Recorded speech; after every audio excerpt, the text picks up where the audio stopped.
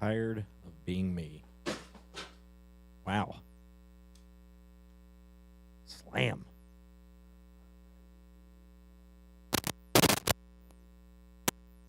Alrighty, what is a...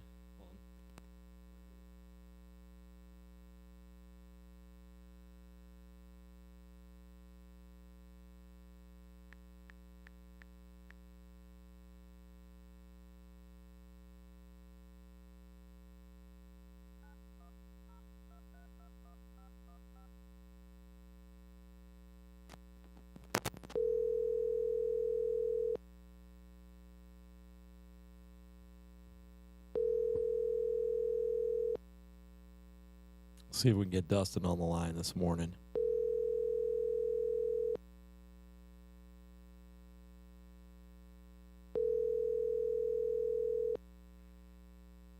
Hello, everybody. My name is... Oh, man, this is just going to be a great morning. We just got TK not ready. Dustin's not ready. I'm ready. I just don't kind of got thrown to the wolves here.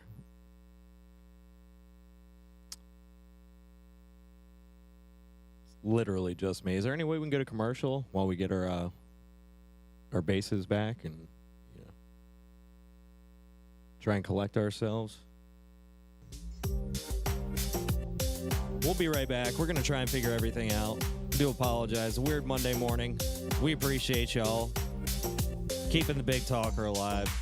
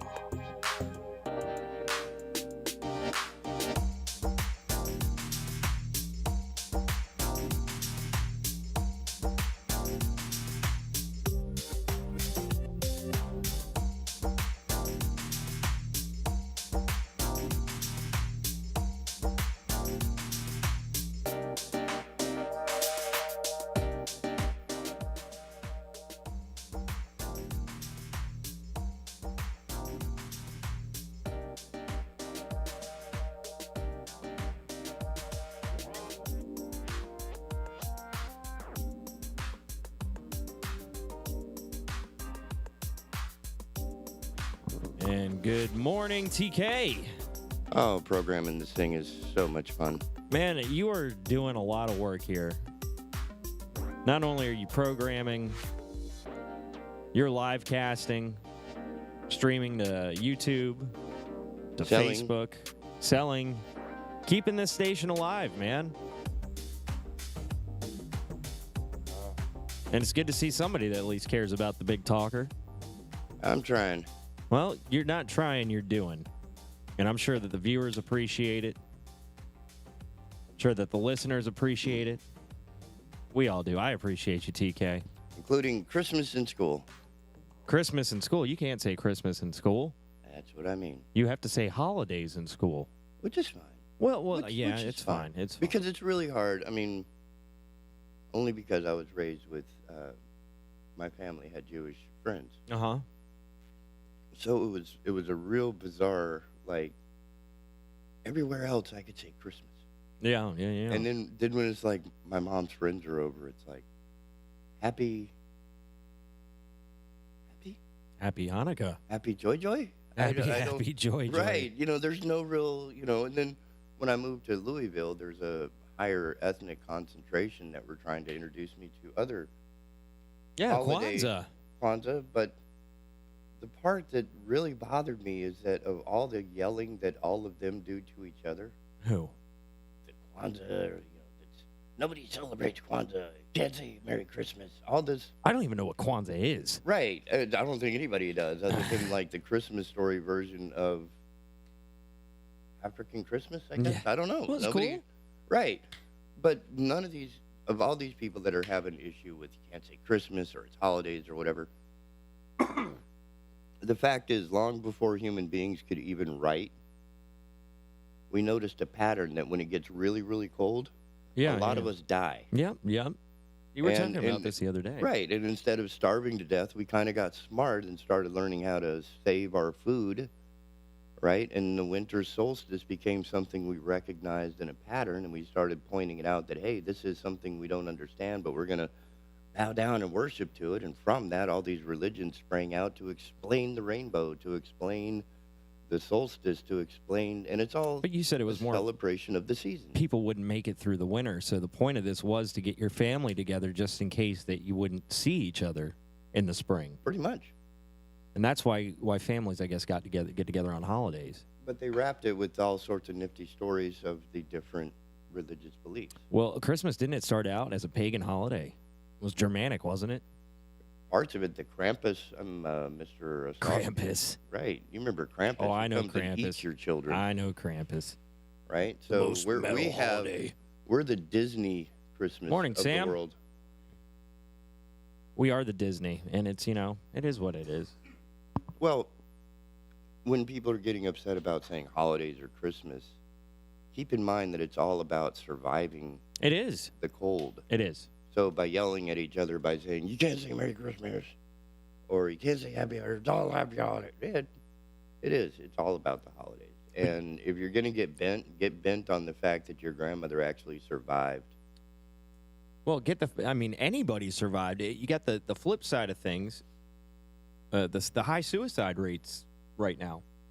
Well, that's now, again, I'm going historical. I'm saying, the holidays and Christmas and whatever holidays, right? Holidays. It tends to make people a lot of it makes certain people depressed. If you don't have a family, you don't have this, you don't have that. It gets hard on some people. It's hard on some people. Now it's harder on the homeless people down at the library. Yeah. And thankfully, I don't have to go down there anymore. I completely agree with you. I was actually waiting on Dustin. I have a homeless story. And Dave Bautista? Can't wait to tell it. What happened with Dave Bautista? Wasn't he like broken homeless before he started the wrestling, while he was at the beginning of his wrestling career, and now he's, Dax? I can talk wrestling all day. Okay. Isn't that his character name? In Guardians of the Galaxy? Yeah. Not Curzon, Dax. Drax, isn't it? Drax, that's it. Yeah. But I always get it confused because it crosses over into the Star Trek canon. Now, Dave Bautista had no wrestling experience when he started. You don't need any. And he was put straight into the WWF's developmental program. They gave him a character, Leviathan, and he just looked the part. He had no mic skills. He just, he was a huge guy that was tatted up, and him and John Cena were actually coming up at the same time. And they both ended up getting these gigantic pushes and on Monday nights with the WWF. Now look at the flip side of it. Who's got the better career? Well, the one who's using speaking lines on the Guardians of the Galaxy. Well, yeah, John Cena's doing movies too, but I don't feel like he's had as much success as Dave Bautista. Well, he just seems like the poster child for some beach community. Yeah. He doesn't. No, John Cena? Yeah. Yeah. He just doesn't seem. I mean, he might be strong and he might be able to snap me like a twig. That's fine. But his entire personality is about that of buttered toast. It's just, Bautista's got color. He's got some funk to him. Yeah. But Cena just seems like the squat truck driver of Hampstead. Yeah, no, with his jean shorts and his, hustle, loyalty, respect, you can't see me. Yeah, well, what is that crap? It's you can't see me. I actually have a joke for you, TK. John Cena got in a car accident and woke up in the hospital. And he was woke up out of the coma, and he grabbed the nurse and he said, "Where am I?" The nurse said, "I see you." And John Cena said, "No, you don't. You can't see me." And then you get it? You get it? Okay. Well, I didn't understand it. I still don't understand it. Well, his catchphrase. And I was raised on the original wrestling. Oh yeah, me too, man. Me too. No. You don't understand. The wrestling I was doing before you were born. Oh yeah. My best friend family had a television that actually received UHF. Mm-hmm. Because at the time, stations were like, okay, these 13 channels, well, 11, because you didn't have channel 1 and you didn't have channel, 6, I think it was.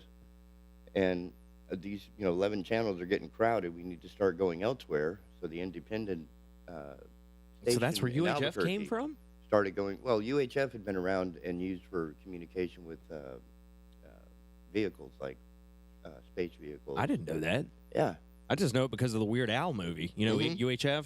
UHF, and then it became a movement almost because you could buy transmitters and licenses up in the UHF for less money. Ah. So that's why most of the public access went to UHF? And this is what, the 70s or the 80s? 72, I think. But that's when we discovered, my best friend and I discovered wrestling. Oh, right on. And the wrestling then the wrestling was more fun, but the outfits still look like high school athletics, with the little piping around the edges of the shorts. Oh, yeah. And it was, it's almost like, if you can remember the fight with Sonny Liston and Ali, it's that type of clothing for wrestling. It was really bizarre. Andre was coming up at the time. Andre the Giant. Wow. So we got to see some of his early matches. Man, the first memory I have of Andre the Giant is when he played Bigfoot on the $6 Million Man. Now, mind you, I saw this as Lou Ferrigno, actually. No. That was Andre the Giant. Lou Ferrigno was the Hulk. I'm sorry, you're right. On the $6 Million Man. Mind you, I didn't see this as it was happening. I watched reruns. I missed your... Sorry. But yeah, no, he was the bionic Bigfoot, the alien. I never saw that episode. Oh, man, it was one of the best episodes of the $6 Million Man. It was great. So while that show was still on the air, I was with the Albuquerque Boy Choir. We played a show in California, or a number of performances in California. And as a reward, they took us on the Universal tour with the little little trolley-looking thing around the studio. And I remembered in one of the episodes of $6 Million Man, there's this rock slide, and these rocks. I mean, I live in New Mexico. I'm used to seeing rock slides. Mm-hmm. Rocks don't bounce. Rocks do not bounce. But they do when they're made out of styrofoam. Right. So when you see it on the movie and you see Lou Ferrigno pick up this really enormous rock that just bounced and hit him, now I'm on the ride, right? And they're coming up and they're hitting the trolley, and they're bouncing like, you remember those little Red Rover balls? They're bouncing around like little ping pong balls next to the machine. I'm just like, what? So as part of the studio tour, they threw rocks at you? No, it's part of the ride. Like as you go. Oh, it's a ride. I thought you were taking like a tour. It's a tour in the bus through the whole park. Gotcha. And they stop at various places and they say, like, oh no, this, you hear the Jaws theme, and then you see this little fin in the lake. Are you talking about the Jaws ride that they finally shut down? Well, I don't know if it was a ride. You're still on the tour bus. Yeah, California. Okay, I did the one in Florida with Jaws. And then the bridge falls, and the shark's coming, and then he gets up to you, and I happen to be in the middle, and he opens up his big mouth, and you see these huge mechanical bars in there operating. Right. That was the same thing at the one in Florida, man, except for the lady had a grenade launcher. She was the tour guide for the Jaws ride. And the way that the grenade launcher worked, it was just plastic. They had pyro rigged up in the water and a sound effect for the grenade launcher. I don't know if I got somebody that was new, but the explosion went off. You heard the sound effect, and then you see our tour guide pick up the grenade launcher like 3 seconds later. It's like, you just ruined the illusion. And I'm a kid. It's almost like old Japanese telescene. It was terrible, man. She just ruined it for me. As a kid, man, I thought this whole thing was awesome until I was like, wait a second. The explosion went off. You heard the sound effect, and now she's picking up the grenade launcher? Ruined it, man. Ruined it. I think I ruined it for myself because I had to know, like, there's no way you can train a shark to live in Universal Studios. Right. There's just no way. Yeah, we just have Jaws living here. And I admit that when the $6 million section of the ride did its thing and all those rocks came tumbling down the hillside, I had to reach out. And of course, they get mad when you reach out of the ride. Oh yeah, you're supposed to keep all your arms and all your limbs in a safe place. And I was like, yeah, this is. It reminded me of a not so stinky guar costume. Yeah. Oh God, man, they smell. But it reminds me of that old. Do you ever hear the story of Space Mountain, where apparently people got decapitated? Oh, I took that ride, the one that goes through the Matterhorn. It's Space Mountain. It's in Magic Kingdom in Disney World. Oh no, I'm sorry. But there's apparently stories of people getting decapitated on that ride. And that was like the big rumor when we were kids. Space Mountain people, got their heads. Yeah, so you don't send anybody off through there with an ego. You also don't see anybody standing up on the ride or trying to stick their limbs out. Well, anybody want to be an organ donor? Yeah. Okay, you want to be an organ donor? Please say yes. Please say yes. Please say yes. Yeah, we could do a lot with that. But and now, rides throughout history have always gone from absolutely deadly, fatal, to inane. Right? Like, and it gets modernized as we go from the beginning when the kids were like in a petting zoo while the parents are off doing the crazy roller coaster that catches fire and falls over. Mm-hmm. Well, some of those are more like Futurama. I don't care how educational it is. I want to go. The Whalers on the Moon? Is that what you're talking about? That whole thing just killed me. Because it's like all the kid rides, all the ones that are supposed to teach you something. Yeah. Are the ones everybody stays away from. Yeah. And that was true, like, when... I'm trying to think of the name of the company. I think it was DuPont had partnered with Disney to create the House of the Future. In Epcot. It almost looks like a water tower. Well, somebody's calling. Good morning. Fellas, good morning. Look what the cat dragged in, man. You guys all threw me to the wolves. I was just on air this morning by myself. No coffee. Just, no alarm. I don't know what to do with my hands. I think yeah. Man, morning. Jeez. So, Dustin, I know you like to talk about the homeless, and I have a story for you. And this is a big morals thing for me, too. I was in Greensboro. I was stopped off at a Home Depot. And this might as well have been called the Ghetto Home Depot or the Crib Depot. Because it was in the hood, man. And this store was a wreck. But the second I got out of my car, there was a woman rushing up to me in the parking lot. Excuse me, sir. Do you watch the news? I said, well, yeah, I watch the news. She said, "You must have seen about the apartment fire then. That was my apartment." I was like, "Huh?" I was like, "No, I'm from Wilmington. I don't live in Greensboro." Anywho, she gives me this whole spiel about this apartment fire and says that she's staying at the Holiday Inn up the street and whatever happened. And she's asking me for money. So I was like, all right, I'll go inside and I'll Google what's going on. If she's being legit about Verification. Okay, if she's being a little bit legit about this, I'm going to walk out and I'm going to give her money because I'm skeptical of any homeless person because they come up with the most elaborate stories. Oh yeah. To try and get some money. They could spin a yarn. They could spin a yarn, but with her saying, "Hey," on the news, it's like she's stating an instance that I could check. But you can't hustle. You can't hustle me anymore. I'm sorry. You might have been when I was younger. You might have been able to hustle and you me. You don't want to think somebody could lie about stuff like that. But lo and behold, they'll surprise you every time. And the people that are lying, they don't care if they get 25 cents out of you or $25 out of you. Hustling you is hustling you. So anywho, I go into the store, I Google, and sure enough, there's an apartment fire in Greensboro. I can't confirm the location or anything like that. So as I'm checking out, I talk to one of the employees, and I say, there's a woman outside that said she was in an apartment fire. Is that true? She said, absolutely not. They're not supposed to be out there.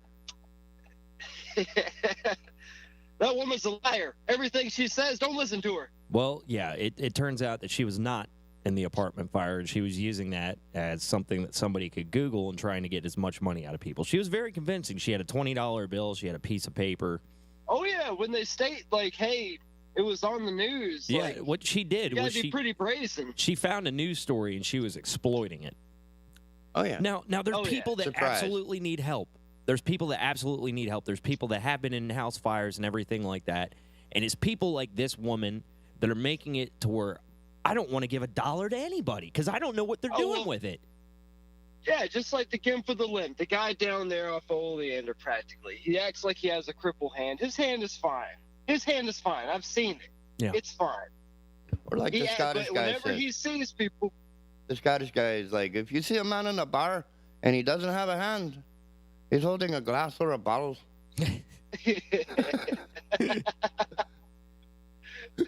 But yeah, no, it's people like this that are making it to where, the people that actually do need help are not getting it. Because what this woman did, she got online, she figured out a story, and she decided to exploit it. And it's hard. It's disgusting. It's hard It's to help absolutely disgusting. Evil, stupid. Now, instead of me going and cussing her out and telling her what I really thought about her on the way out of the store, I just avoided her. I just, I walked around. I hear, excuse me, sir, did you get money? Did you get money? Did you get money? Sir. Do I know you? you? A good punishment for that crime. Like, what would be a good punishment for people who bear false witness? I would think it would be man? something. No. I think it would be something like having to tend to those. 20 lashings. I think they should have to tend to their wounds and such in the ICU. So while they're in the hospital, they should be required to deal with the people who actually lost everything. But yeah, the cashier told me that they basically ran this woman off before, and she is, every time it's a different story.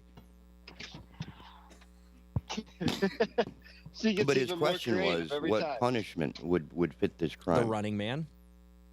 I'm joking. Yeah. So stick him to Buzzsaw. Yeah. Buzzsaw and Firefly. I want to play a game. Hey, light bulb.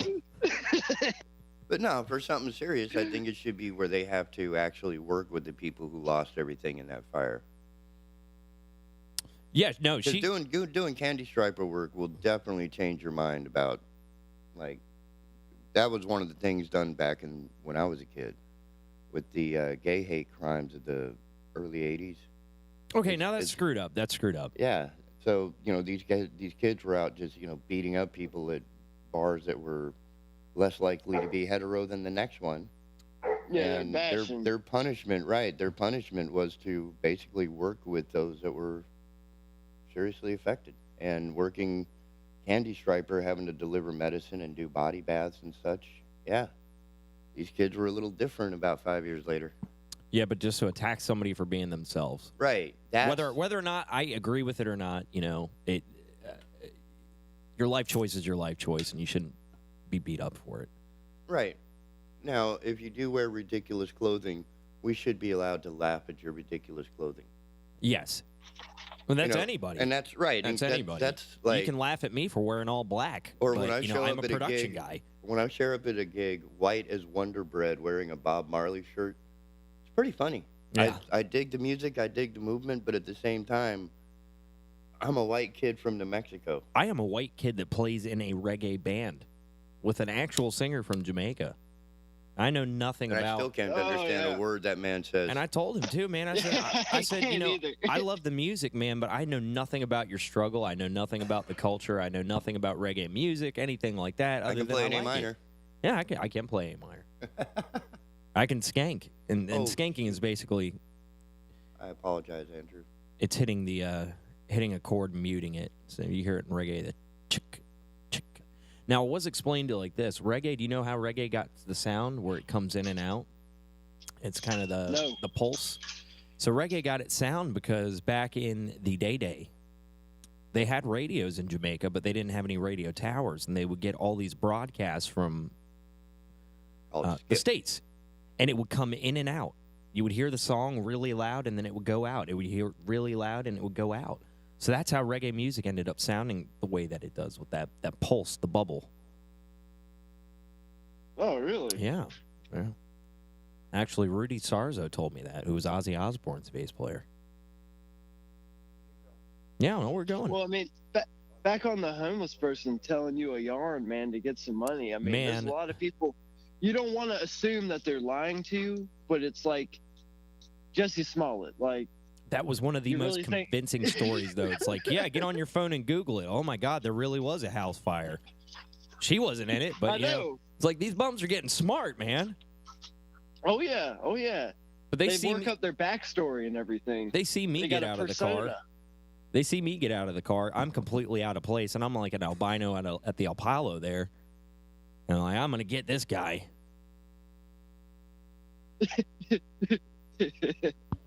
I see the mark. I was basically a mark. Yeah, I was a mark. Oh, when they get desperate, they'll just corner everybody, man. Oh, that happens in airports. Now. That's always fun when they try to get you in the airport. And it seems like they look for a certain walk or something. I don't know. But when they come up to me, it's been like, okay, so do I know you? Yeah. You got $5? Yeah, I got $5. What's it to you?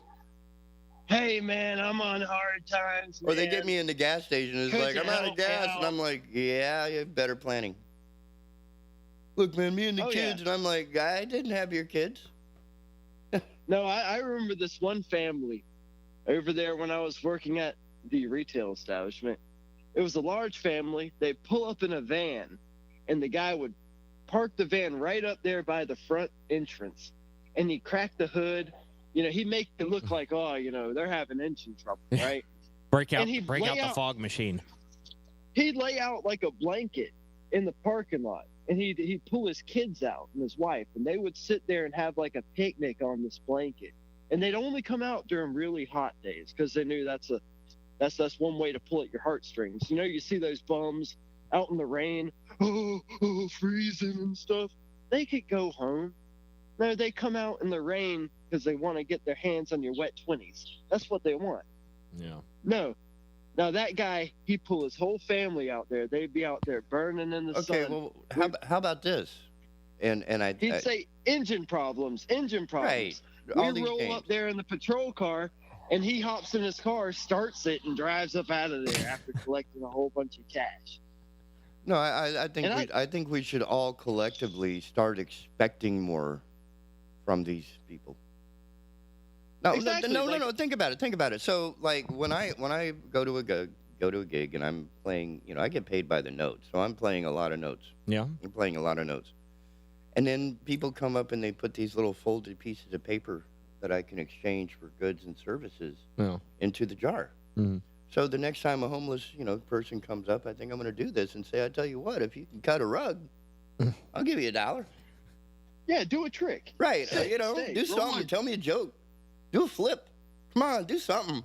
Earn the money, man. Well, that's how one of the guys is downtown, the Rose Man. You know the Rose Man? Oh, yeah. Oh yes. I don't think Man, he the makes it to Roseman, my side. the Roseman is awesome, man, and I've got a lot of respect for the Roseman. Could he try? Yes, I do too. He took care of one of my friends when they desperately needed it. I had And a that friend was me. Okay, you didn't friend have. was I me. wasn't gonna throw you under the bus. I know. You were saved I I by wasn't a gonna. bum. He was saved by the Roseman. But We're not gonna go into it. But the even Roseman, though- what he does is he grabs palm trees, and he makes these beautiful flowers out of them. Like the little weave thing. The little weave flowers. And, Origami. and he goes around downtown and he sells them. But the thing is, I would not consider him a bum. He's not, but, Because he but never instead of asks. but Right, instead of for begging for money, he's providing a He'll good and a service. You know what I'm saying? He's not begging for And money. he's He's got a service. There's another guy down And the there, roses, and a lot I mean, of them. he'll construct them right in front of you, so you know it's not like he stole those No, from he the didn't. legitimate guy Right. who's He got you them know, from selling the with roses. Kmart. Your heart and my heart, God is my witness, and all the bulls that comes in between it is his speech on it, man. And anytime that guy comes, and I'm working a gig, and they try and run him off, I'm like, no, that's a friend of mine. You don't run him off. I remember You I can was sell as many downtown roses here as you want, brother. on Castle Street at a bar that operates kind of like a head shop. I mean, everybody knows what I'm talking about already. Yeah. But I was really inebriated. I was having trouble outside. Albeit, that man, he parked his bicycle. We came over there, and he gave me a hand. He helped me up. Oh, I was snockered. I could not stand. But lo and behold, it's good to have somebody kind of help you off to a lawn chair. even a simple little gesture like, "Hey, man, let me help you up off the ground." Thanks, man. I could barely stand. And then he helped me over to the chair. Just something simple like that. I mean, the guy helps the community. Absolutely. And like Todd was saying, when he comes up, it's not, "Hey, man, let me hit $1 for you." No, He just comes up. Would you like to buy a rose? Yes. Would you like to buy a rose from me, good sir? Oh, why, yes. Of So course. what we're experiencing here is the macro versus the micro. He's Dude. like a squeegee man, only he doesn't get stuff all over your car. He gives you a wicker rose instead. I haven't seen a squeegee man in a very long time. Oh, we have a new one. Yeah, He's the car actually- wash guys send goons after him. They Ah. clean that place up. It's like the mafia with the car washes out here. But I Well, tell it you, was actually downtown where I don't think there's a car wash in that area. it seems like any intersection that you drive to in Wilmington, you're going to find a bum there. And they just Well, walk up with the sign and they just grill you. They look at you in your car, and even if you're trying not to look at them, they just kind of like look in your window and like look at you like they're staring through your soul. I hate it. That's when I take the biggest drag off my cigarette, Yeah. turn up the radio, and smile. Roll down the window. Excuse me, sir. Do you have a It's like- permit? Right. I mean, if you're gonna be able to pace back and forth at a parking lot, I can get you a job picking up trash. On 17th, Absolutely. or All washing you need dishes is Hell, a you at can traffic walk Rose in, Tavern, you right? can walk into McDonald's right now and Right. make $13 an hour. So instead of, and Yeah, the thing he is, gets all through these the same broken-hearted, thing he's doing. all these soft-hearted people think they're doing something good when their guilty conscience reaches out and puts a 5 in their hand, and it's like, you know what? This is only causing the problem. And a lot of these people with the disabilities, like a lot of these companies will hire you even if you have a disability. I mean, Walmart. McDonald's is set up to Walmart. run autonomous. It's completely, you can anybody clean can the do it. kiosk. Anybody can do it. You walk in, you press a button. It doesn't take a skill. But for $13 an hour, man, And you ask some of these people, and they're like, "I can't live off of that money. $13 an hour. I was a contractor making I mean, Dustin, $30 an hour." Dustin, we got out of high school and we had to live off of what, $7.50 to $8 an hour. We got out of high You school. want to hear? It went right into the Great Recession. We got out of high school. There was no jobs. And if you wanted a job, you wanna were hear- working minimum wage. So you were making You want to hear about my first job? which one? My The slot first car job raceway? in high school. No, not the slot car raceway. That was when I moved up in the world. Oh yeah. The No, I cleaners? remember doing demolition work. This old guy with a backhoe, and he paid me $5 an hour. Yeah. $5 an Yeah. hour for manual labor. He would go out there and erect these little concrete buildings, and he'd send me out there. And I was in I think, ninth grade at the time. I think I was in ninth grade. $5 an hour cash was a big deal for me back then. It was a big deal for anybody at the time. And, think about it, too. The minimum wage was moving $6. bricks, The time. swinging the Shut up. sledgehammer. And this guy with the backhoe, I'd be down in the pits, hitting bricks, putting bricks into the bucket of the backhoe. And he hit me about twice with that damn backhoe. I'd be swinging on the brick, and all of a sudden, the backhoe bucket would hit me. It happened twice. After twice, I was like, I had enough, man. I had enough. You're going to kill me down here. I'm too young to die, man. I can't be living like this. $5 an hour? And I knew somebody that was working at Hardee's, and they're like, I get paid $8 an hour to put some ketchup and mustard on a burger. And I'm doing manual labor for $5 an hour. And the old man barely paid me half the time anyways. Like $5 an hour for a labor? And you can't pay me at the end of the week? Oh, I had had enough. I found out really quick what the workforce is like in Wilmington when you work for contractors and stuff. You're lucky if you get paid. So the minimum wage was $7.25 in 2009. And you go back.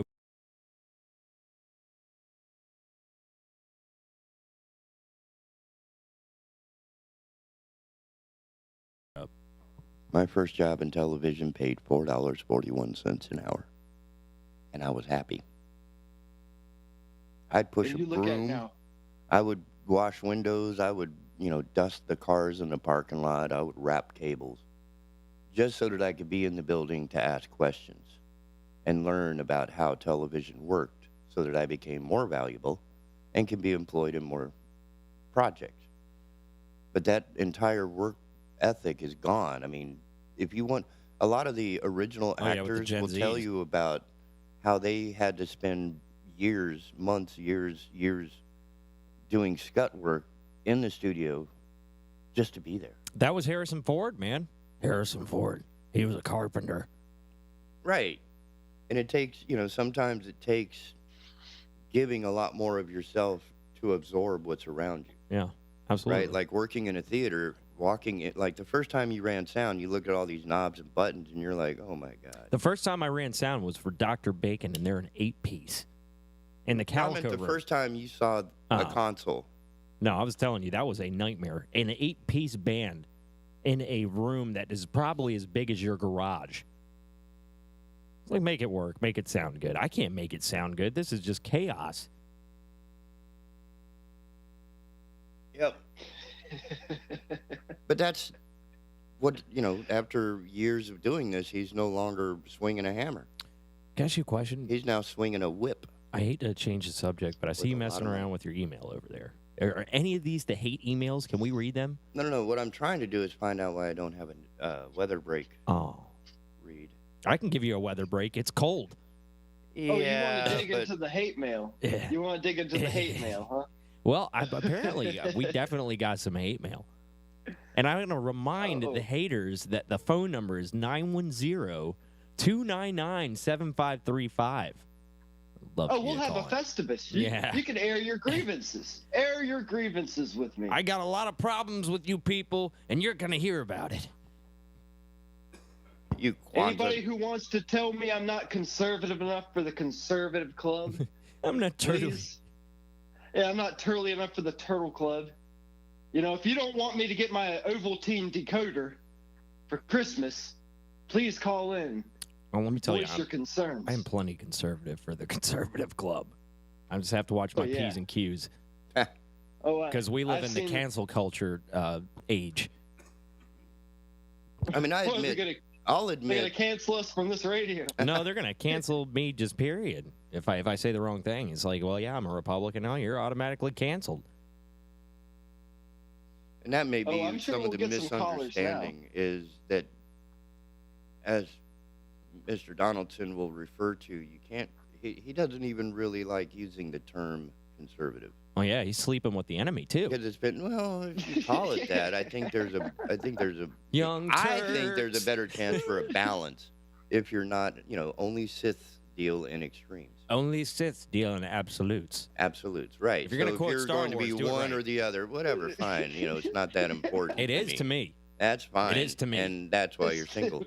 I am So- single and, And ready that's to why. mingle. Now you know. I'm gonna find a cute Star Wars nerd. Not only that, you Yeah. get a little education here on the morning show.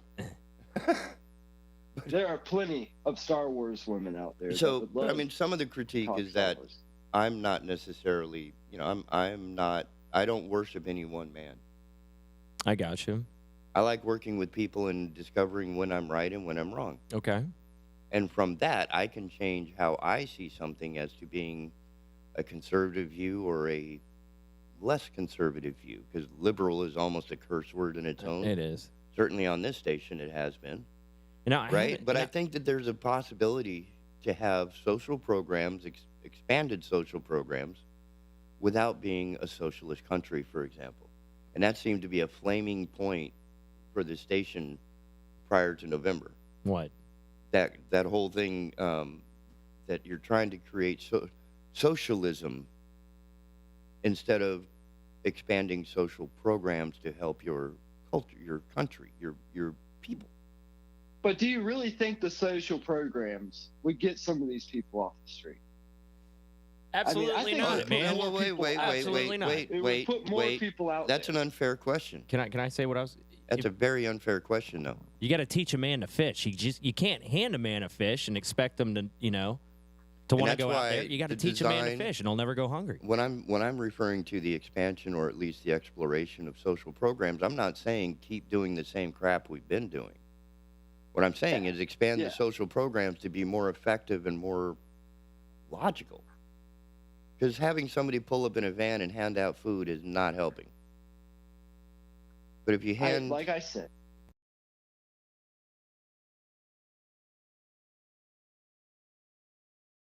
if you have no direction, if you have no skills, if you have no education, you can go to Job Corps. They'll get you a GED, and it's all free. It's all free. It's a government program. They'll house you, they'll feed you, they'll take care of your dental, they get you to a doctor. But this is only everything is paid for. This is only for ages And they- 16 to 25, correct? Yes, but I think the There ages should be. It should be. should be lifted up. It should be either that or you create a separate job corps for anybody that's over 25. They even give you an allowance. They pay for your clothes. They give you a clothing allowance. They give you a living allowance. And when you complete the program, they give you a check for $1,000 at the end. And you walked out of there with welding skills, correct? I went for welding. I know other people, they couldn't speak. They couldn't write. They got their GED there in record time. We're talking about a couple months and they got their GED.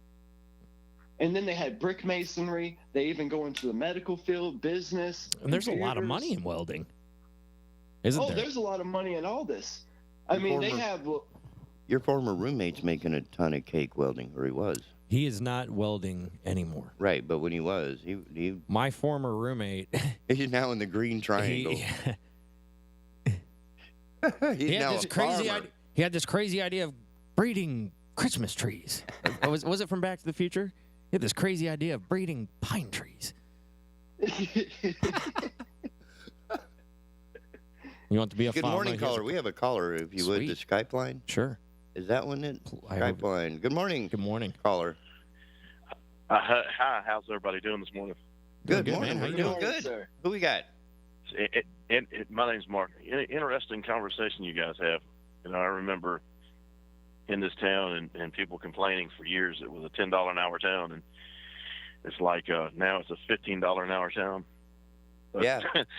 we've seen 20 years of inflation and cost of living increase. Oh, yeah. So that's what you try to explain to people. You really never get anywhere.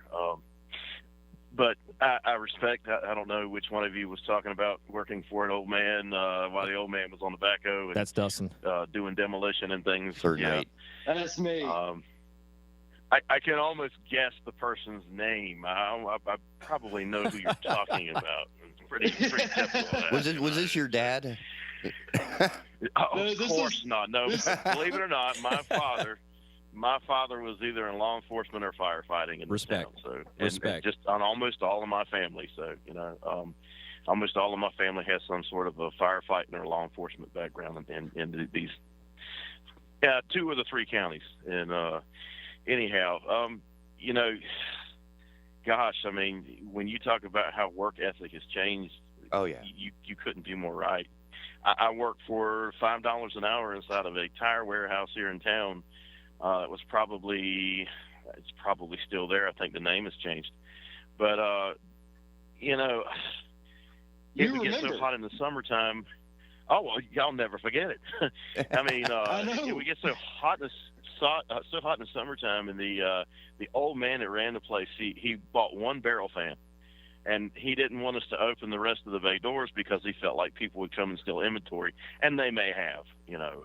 So it had a loft. It was probably about 30,000 square feet. It was a large warehouse, and we would have to unload 53-foot to 60-foot tractor trailers with as much as 2,400 to 2,600 tires inside of it. And you might have to do probably between 4 and 5 of those a day at times.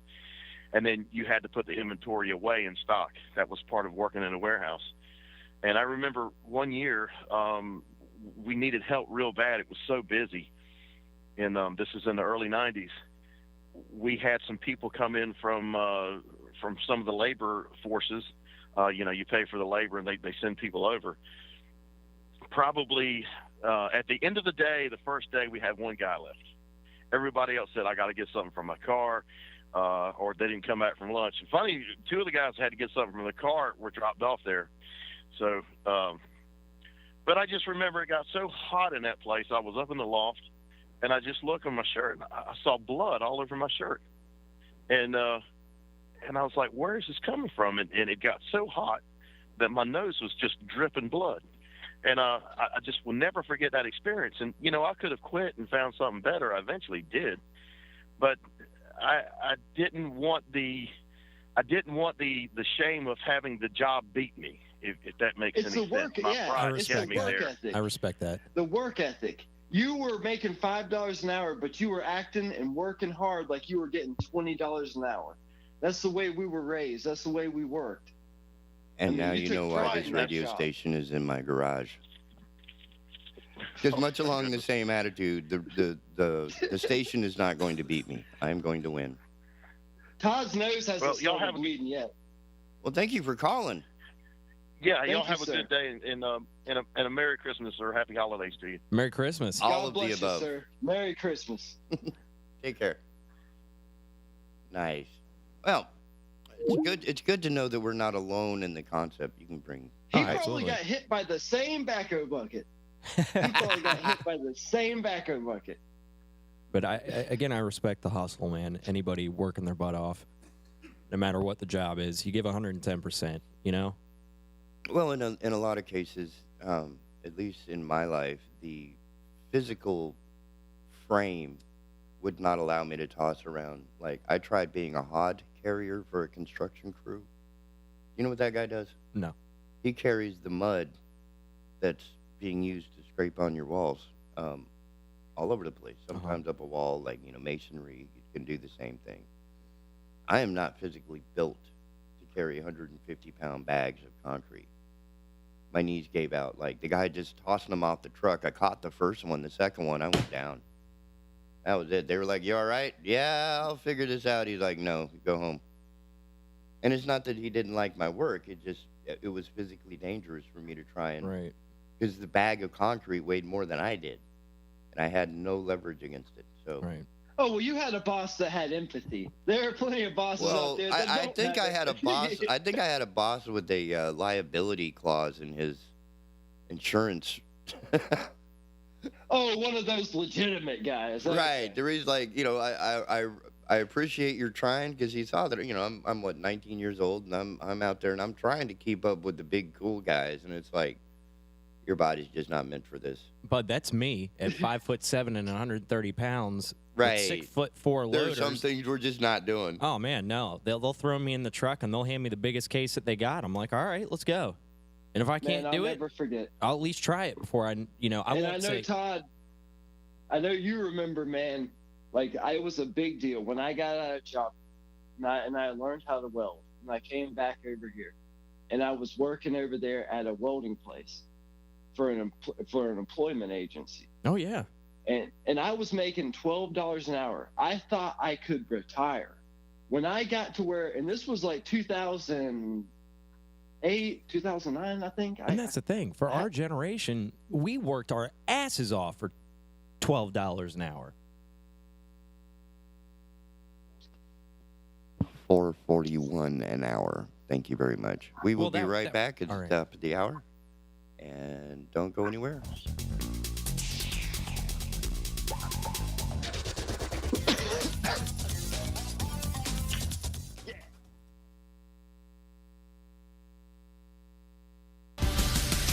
Keeping Southport informed. The Big Talker 106.7 FM WFBT, Carolina Beach.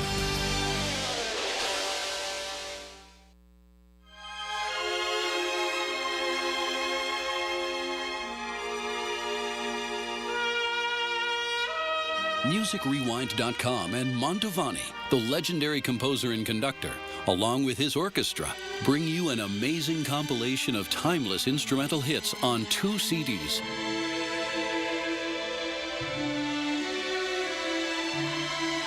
Get Mantovani Moon River, a collection of 50 of his most popular recordings for the amazingly low price of $17.98 at MusicRewind.com. Or call 800-206-5002. Order now and receive a bonus of reduced shipping. Just enter or mention coupon code SONG55. That's MusicRewind.com or call 800-206-5002. Don't forget coupon code SONG55 for reduced shipping. This offer is available for a limited time to U.S. residents only and cannot be combined with any other offer.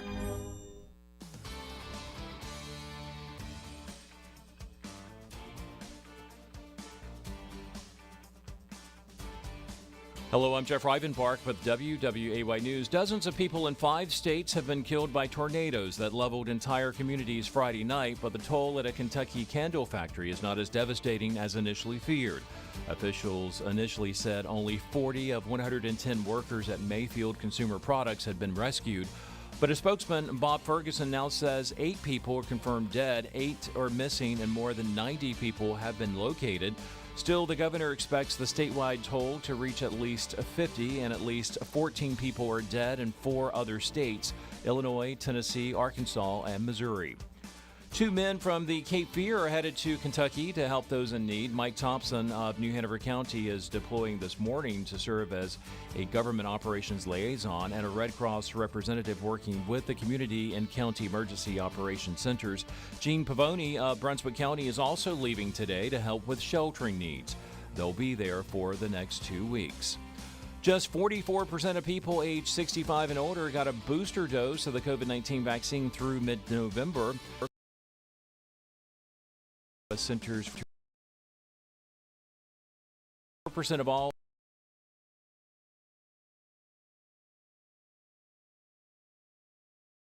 boosters celebrated its summer and fall 2021 graduates in a commencement ceremony this weekend. More than 1,100 students were honored Saturday during 3 ceremonies that celebrated graduates of the College of Arts and Sciences, Cameron School of Business, Watson College of Education, and the College of Health and Human Services. Congratulations to each of the graduates. We have more on these stories. Head over to WWAYTV3.com. I'm Jeff Rivenbark. Have a great day.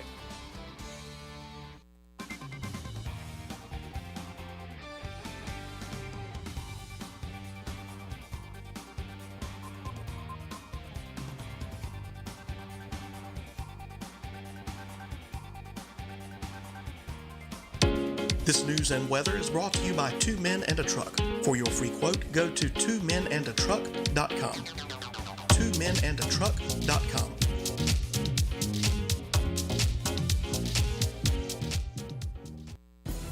Hi, this is Justin Humphreys from the Humphreys Law Firm on Eastwood Road. The Humphreys Law Firm is located in Lumina Station, Wilmington, North Carolina, practices civil litigation, intellectual property, commercial, and residential real estate. Please give us a call at 910-332-0721 or visit us on our website, which is www.humphreysfirm.law. You can also listen to me every Thursday from 6 to 7 p.m. on the Big Talker 106.7 FM. Folks, Folks, we all know ongoing road construction and traffic can weigh heavy on your vehicle. Since 2006, O'Leary's Automotive Repair has provided comprehensive repair services at affordable prices to get you back on the road in no time. Their ASE certified technicians will help you find a cost-effective repair and maintenance alternatives. O'Leary's has multiple locations in the area in Hampstead, Leland, the Myrtle Grove area, Ogden, and Wrightsboro. O'Leary's Automotive Repair, a trusted, locally owned business since 2006. Listen to Tom Goolsby on The Chad Adams Show. People with common sense know that the entire theory of socialism is one big lie. The Big Talker 106.7 FM.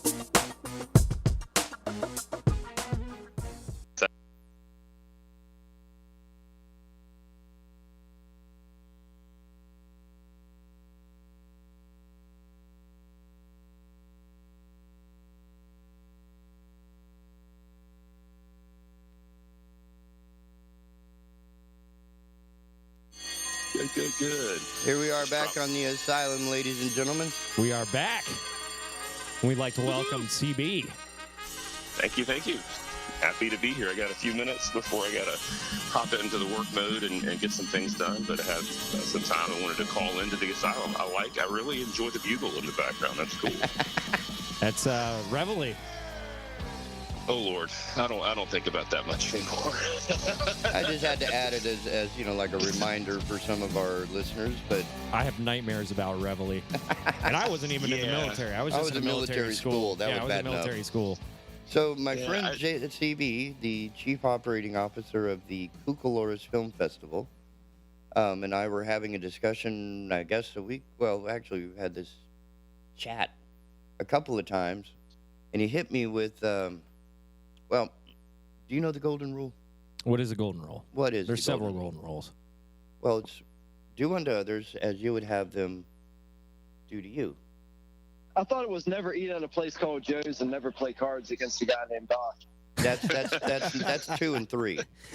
That's like silver and bronze in the Olympics.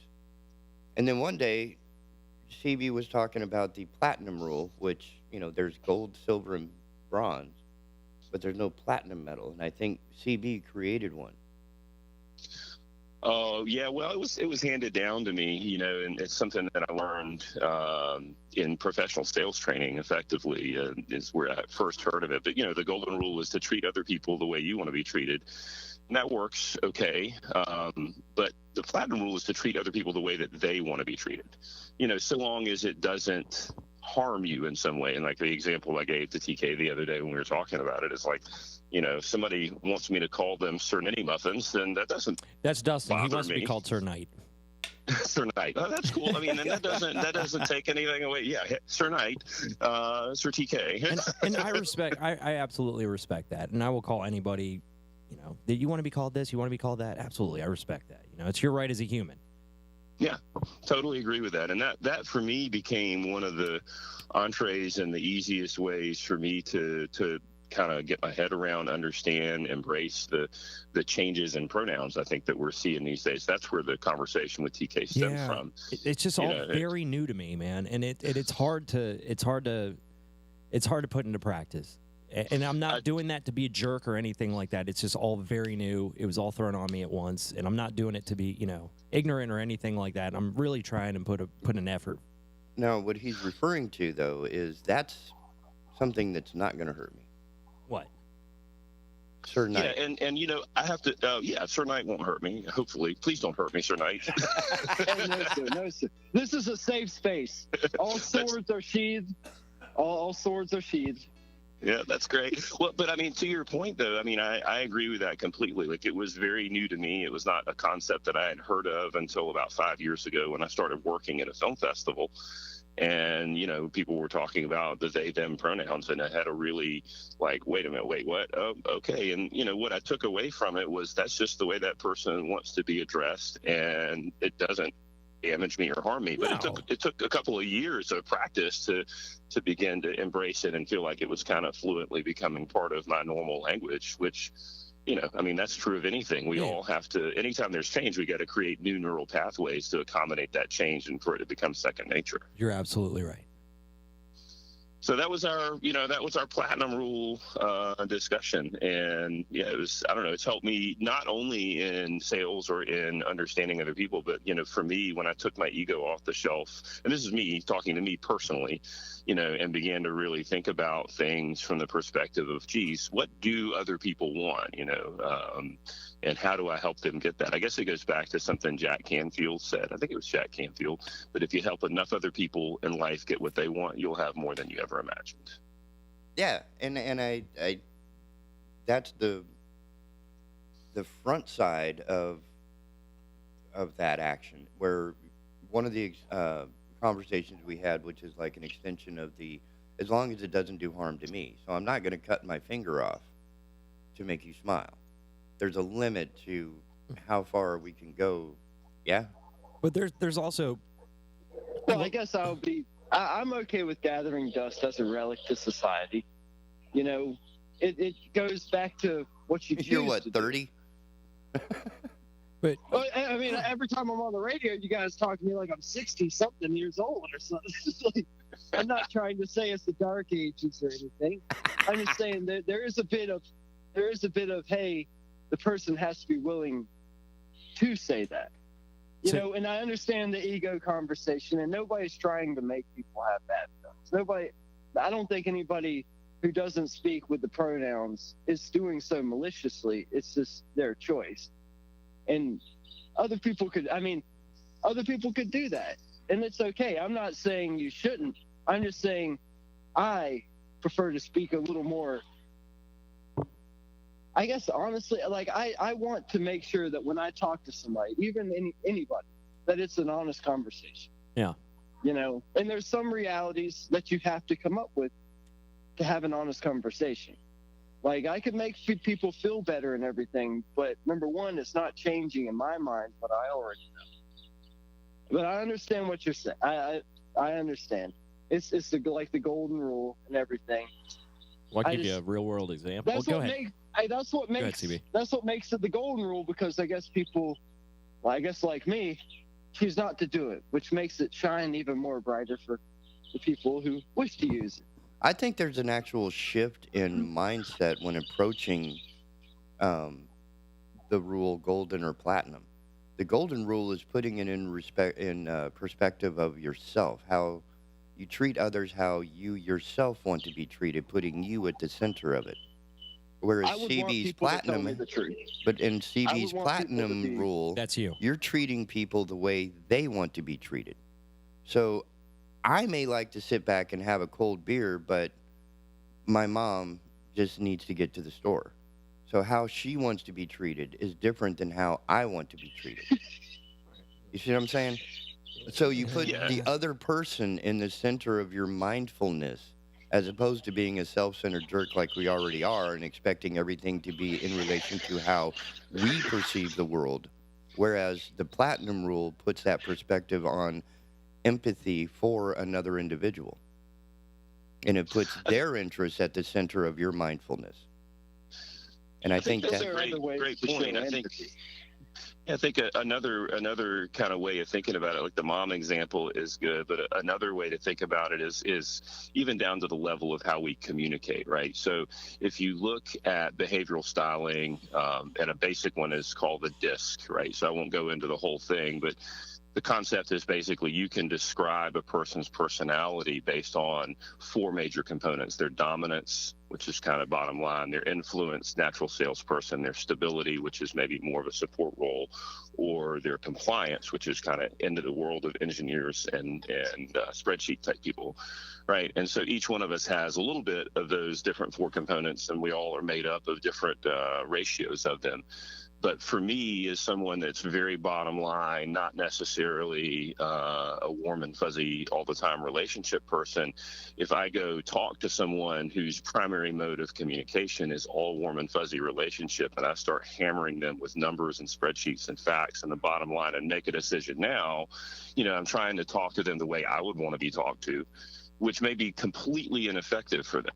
You know, so there's another layer of it. I do agree. It's like, it is really getting yourself out of the middle of it. And just because I would expect to be spoken to, you know, with bottom line numbers, you know, hard facts and that, someone else might need me to go, hey, how was your day? Tell me about, you know, I see you, I'm aware of your presence. How was your day? How's your life? What's going on? Now, can we talk a little bit about these numbers so that we can discuss how they're going to impact you? Whereas, I didn't have that skill. What's that? I didn't have that skill.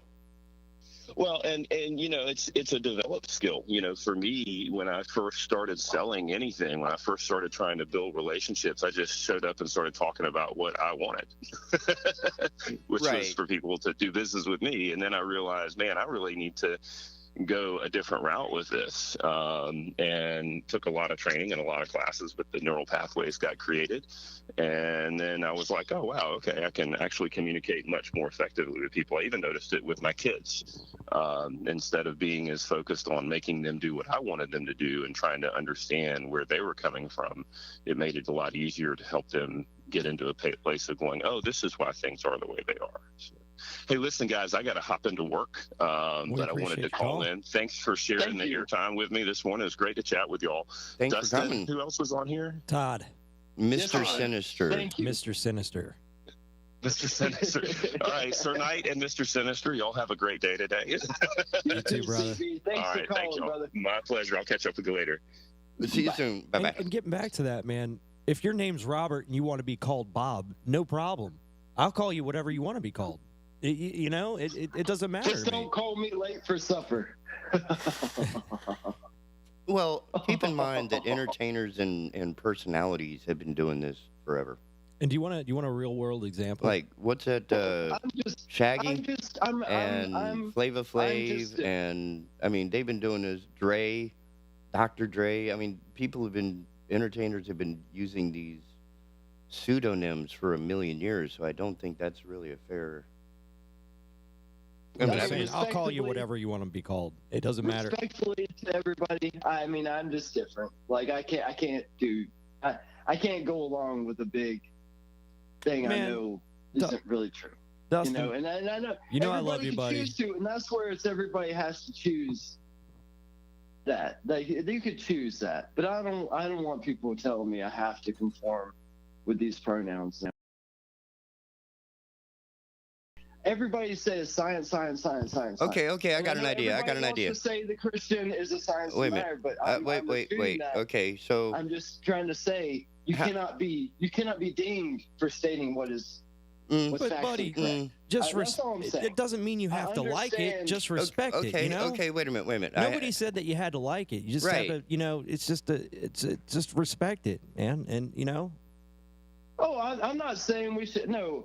If anybody you don't have to kiss them. We go back to the dark ages where, you know, we ridicule people and there's bashing and everything. You're highly highly misrepresenting what I'm saying, because I'm not saying that. I'm just saying when you smile, when you greet somebody, when you say hey, when you're being polite, when you're being nice. I mean, do you have to go along with all this? You have to break. Do you want a real world example? You gotta Google all this stuff up. I mean, and it changes every day to include everybody. Everybody wants more and more to feel included, even to where the point where we were talking about money. Like, no young person is going to come out and work for $5 an hour. No, you have to raise the stakes to get them included in society. They want their inclusion. They want more money. They want more. They want to be addressed like this. They want their foot massage. They want this. They want. There's so much people want just to be part of society. At some point, people have to ask, what are you willing to give back? Are you willing to be patient with the society? Are you willing to come out and not ask for the moon? Are you willing to vote? Absolutely. Are you willing to vote? Dude, Andrew pointed out there's a third of this country that didn't do squat in the last two elections. Do you want to quote Rush? If you choose not to decide, you still have made a choice. Now, I do want to get back to the other point you were making about the pronouns, et cetera, and these genders in science. I still want to give you my real world example. My time. I still want to give you my real world example. Something happened to me this weekend. You do. You got your first kiss. So no. So the science of this gender thing is all actual psychological soft science. It's not hard science like X chromosome, Y chromosome. I know. And there are some anomalous situations where the chromosomal information is somewhat corrupted, which is how we end up with more fights. I can't think of the full term, but I keep going anthropomorphization. Anyway. You said more fights, confrontation. Yeah. So if we were to look at it instead of, because I cannot remember all of those letters that come after, right? You have male, female, and then you have this list of letters that I cannot ever keep straight. And even when I read it, I go dyslexic because it's not a word. It's just a bunch of letters. And, dude, I believe that there is a male, female, and that's it. And that's it. Wait. I will respect anybody that believes otherwise because that is your choice and your right as a human. Well, this is my introduction. I don't have to agree with This is for people that have trouble with it, including yourself that don't agree with it. I don't agree with it. I respect it. Stop. This will make it easier for you, all right? How about we just choose as a society to agree on your form under sex? We stop writing yes or no. Under sex, writing yes? Right. Yes, so please. Normally it's sex? supposed to be yes, sex is either male or female. And if we do add a third option, we shouldn't add 17. We should add one. Male, female, or ambisexual. Other? Ambisexual. Other? No, That's the way they ambisexual. kind of had it. Other doesn't mean anything. Ambisexual actually has meaning. How about what were you born as? I guess you're missing the point. Never mind. This is what it's like to work with people that don't read. What? Do you understand what ambidextrous is? Yes, I know what ambidextrous means. It means you can write with your left hand or you can write with your right hand. Now apply that to sexuality. You no longer need to worry about L, Q, T, R, whatever those letters because are. I don't agree with it. You don't have to agree with it. I don't agree with it. And I respect it. You don't agree with a lot of things, but you still have your choice is your choice. You still have to respect the stoplight. Yeah. You don't agree with it, but you still have to respect it. You still have to give it its existence. I never said I didn't. Uh-huh. Your gas pedal tells me otherwise. Well, well, I mean, if you're talking red lights and stuff, I mean, that's right, but I listen to the laws of the road. But it's as simple as that. This is just the law of living in the real world. See, but it's already be equating to law. I mean, we were just talking about a sign of respect and golden rule. Like, you don't have to follow the golden rule to follow the law. Like, that's what it's already been hyped up to where it's those who are against it's almost law. It's what you should and have to do. When really that's not my argument. The argument is you could say I'm a bad guy for not doing it, but you can't tell me I have to do it. Like I'm used to being called a jerk, an a-hole. Like I'm okay with that. Right, but your behavior should still be in accord with your if he wants to be a jerk, it's his right to be a jerk. It's his God-given right as a human. But you can also be asked to leave. So everybody knows. So you can't get mad. I am. Right, but a lot of people Everybody knows how professional I am, and everybody knows me personally. And I've been around all different types of people, and I've been around people that I disagree with, and people who agree with me. And I always treat them with respect. And for some reason, the job always gets done. We always have a good time. And if you talk to your neighbor, if you walk around and talk to your neighbor, even no matter how different they are, you realize this stuff really isn't that big of a deal. To say no or to say, hey, I'm not in on it. And disagreeing almost seems like more of your energy. Oh, it's just, I mean, because you're fighting something that doesn't need to be fought. See, I'm not fighting, I'm just resisting. Well, even that seems a bit of wasted energy. Instead of resisting something, you could be helping something. Well, I know everybody wants me to conform. I'm just saying you don't have to conform, bud. And to go with, the thought and do what the TV Well, you have short hair. You cut your hair and look all proper. All the commercials and everything. Wearing shine shoes. Brainwashing and everything. I'm not on it. It's your God-given right to choose if you want to conform or not, Dustin. I'm sorry, I'm not conforming. Like I'm one of those people. I still smoke. And I can't tell you how many people told me, you need to quit smoking. And first they kicked us out of the bars. Then they kick us away from the buildings. And after a while, they try to get you out of there, period. That's a democratic process, however. That's an absolutely democratic process in that. And that's I will not argue that at all. I like the bars, though, in Kentucky when this happened. They worked out a couple of loopholes. If a guy is sitting at the bar rolling cigars, you can smoke in the establishment. That's why, like, if you go to the tobacco store on Oleander by the car wash. Yeah, I know what you're you talking can smoke about. in there. Yeah? Yeah.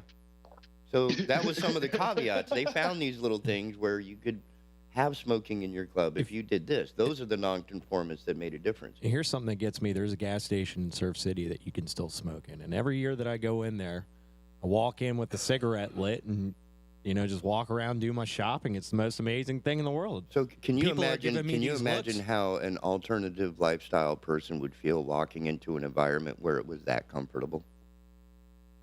Imagine if the world was like Dude, that that. has Imagine nothing- if the entire world was like That that has for nothing to everybody do with it, that because walked into I already the told store. you that I respect anybody for their choices, their decisions, their pronouns. I don't give a hoot. What you want to be called, I will call it to you. I just Right. don't agree with it. But you're railing against like not And I'm being not able gonna to smoke in a discriminate. club, I'm not and, gonna- and how it I'm not feels, gonna discriminate and how anybody. it feels different Right here. walking into a place Todd where you're said he allowed is to smoke. willing- Todd said he is You see? willing to respect them in these conversations. Hell, but I'll still, hire that's them. Not enough. I'm That's not enough. going He to has not hire believe it. you. They're not going to be happy till you believe it. Here's the deal. Like, or else I don't think that's believe his necessarily words. true, It's just Dustin. words. I I don't don't think that's believe it, but I necessarily respect true. it.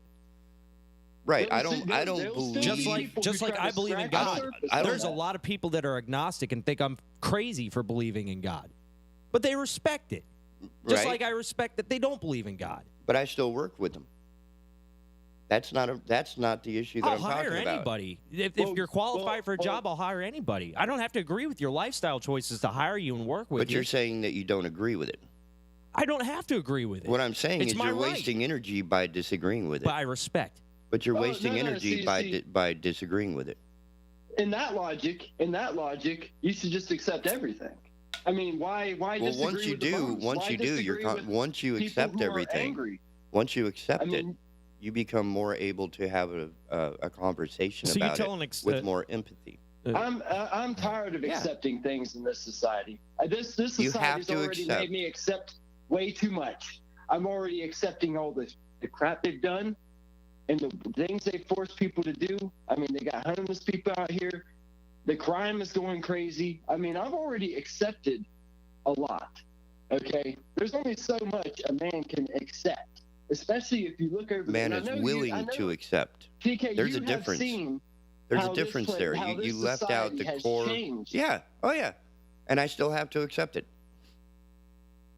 And how once I accept it, I can now work with it as a tangible.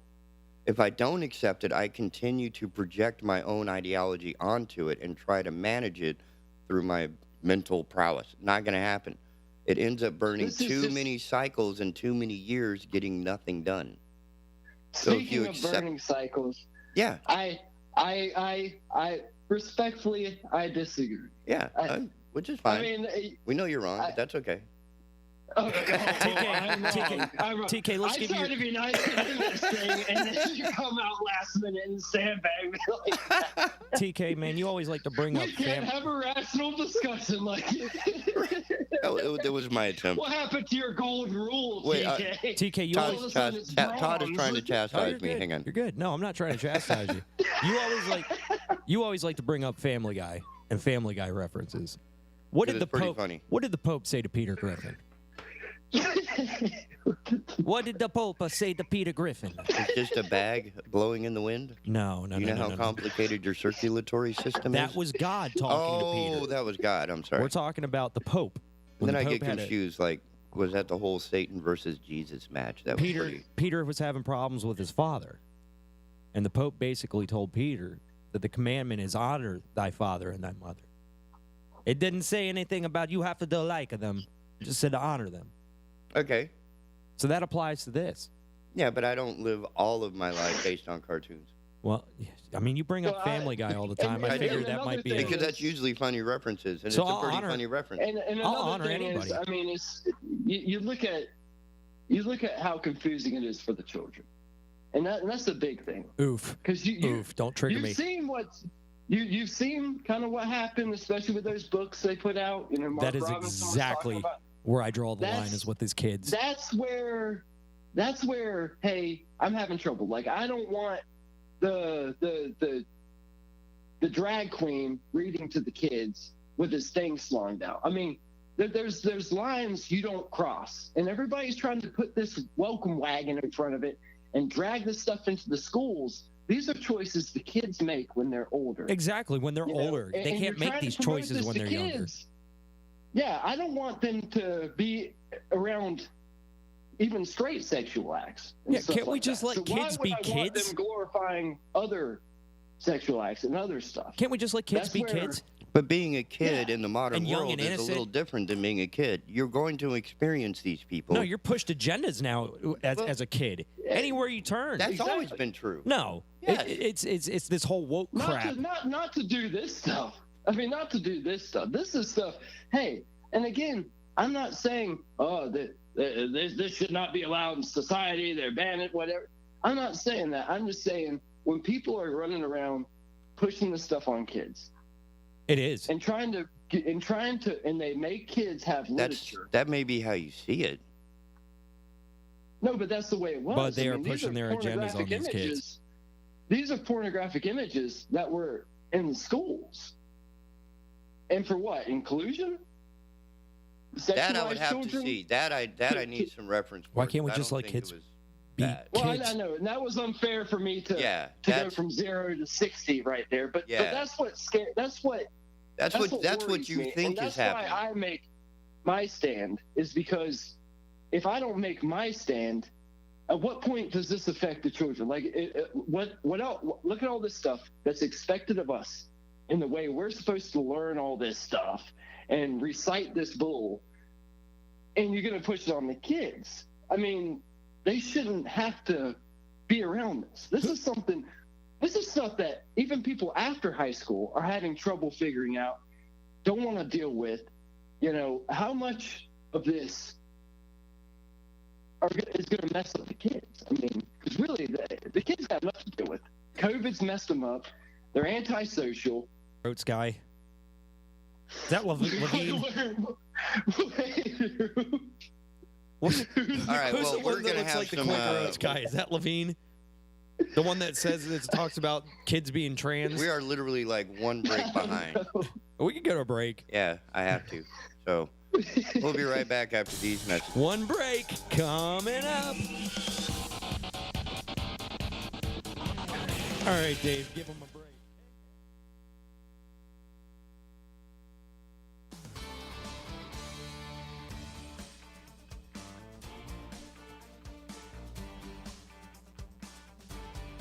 Hello, I'm Jeff Rivenbark with WWAY News. Dozens of people in 5 states have been killed by tornadoes that leveled entire communities Friday night, but the toll at a Kentucky candle factory is not as devastating as initially feared. Officials initially said only 40 of 110 workers at Mayfield Consumer Products had been rescued. But a spokesman, Bob Ferguson, now says 8 people are confirmed dead, 8 are missing, and more than 90 people have been located. Still, the governor expects the statewide toll to reach at least 50, and at least 14 people are dead in 4 other states: Illinois, Tennessee, Arkansas, and Missouri. 2 men from the Cape Fear are headed to Kentucky to help those in need. Mike Thompson of New Hanover County is deploying this morning to serve as a government operations liaison and a Red Cross representative working with the community and county emergency operations centers. Gene Pavoni of Brunswick County is also leaving today to help with sheltering needs. They'll be there for the next 2 weeks. Just 44% of people aged 65 and older got a booster dose of the COVID-19 vaccine through mid-November. That's according to data reported Friday by the U.S. Centers for Disease Control and Prevention. Only about 64% of all eligible Americans had been fully vaccinated as of Thursday. Less than a third of those eligible for boosters have gotten the shot.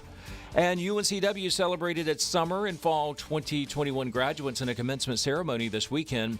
More than 1,100 students were honored Saturday during 3 ceremonies that celebrated graduates of the College of Arts and Sciences, Cameron School of Business, Watson College of Education, and the College of Health and Human Services. Congratulations to each of the graduates. We have more on these stories. Head over to WWAYTV3.com. I'm Jeff Rivenbark. Have a great day. Happy Monday, everybody. I'm WWAY meteorologist Ramel Carpenter with your Storm Track 3 forecast, expecting beautiful weather in store for us from start to finish. Temperatures this afternoon will be about a degree or two warmer than where we should be for this time of year. Most areas get into the low to middle 60s this afternoon with a great deal of sunshine, and then tonight our temperatures drop back down to the middle and upper 30s, lower 40s closer to the coast, and we are expecting some patchy fog to develop late tonight into early Tuesday morning. Get your full forecast on WWAY and WWAYTV3.com.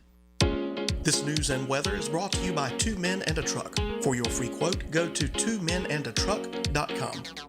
twomenandatruck.com.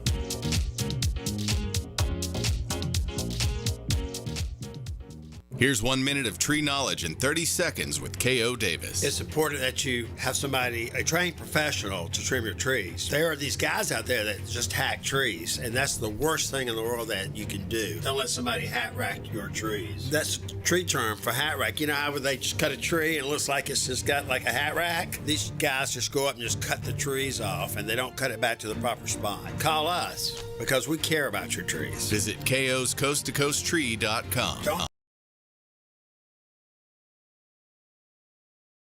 Cross-country mortgage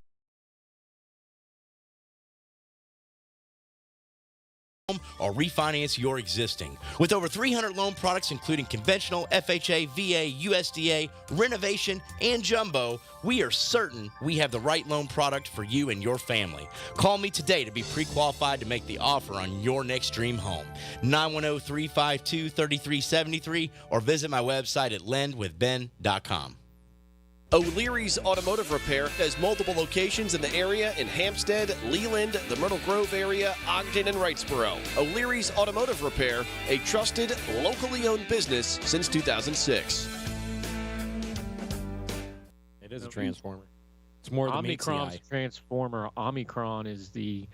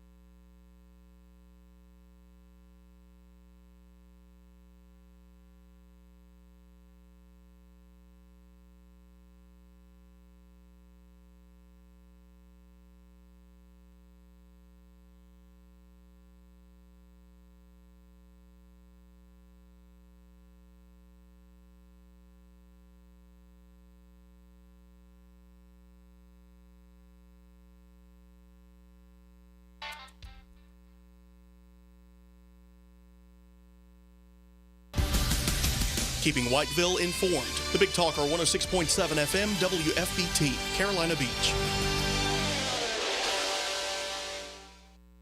Folks, you know you're all looking for that special gift. Lines are long, traffic is frustrating, supply chains in the news. Just take a deep breath. If you're anywhere near Oak Island, come by Seaside Jewelers, 8801 East Oak Island Drive. Avoid the traffic, the lines, the frustration, and get that extraordinary and special gift. From high-end diamond rings to Larimar, from necklaces to bracelets, watches, and unique jewelry. And you also get one-on-one service with their experienced staff. Great prices now, just in time for the holidays. Come by and check out Seaside Jewelers, 8801 East Oak Island Drive. Hey everyone, Ben Hawkins here with Cross Country Mortgage. Rates are still at historic lows, and there has never been a better time to purchase your dream home or refinance your existing. With over 300 loan products including conventional, FHA, VA, USDA, renovation, and jumbo, we are certain we have the right loan product for you and your family. Call me today to be pre-qualified to make the offer on your next dream home. 910-352-3373 or visit my website at lendwithben.com.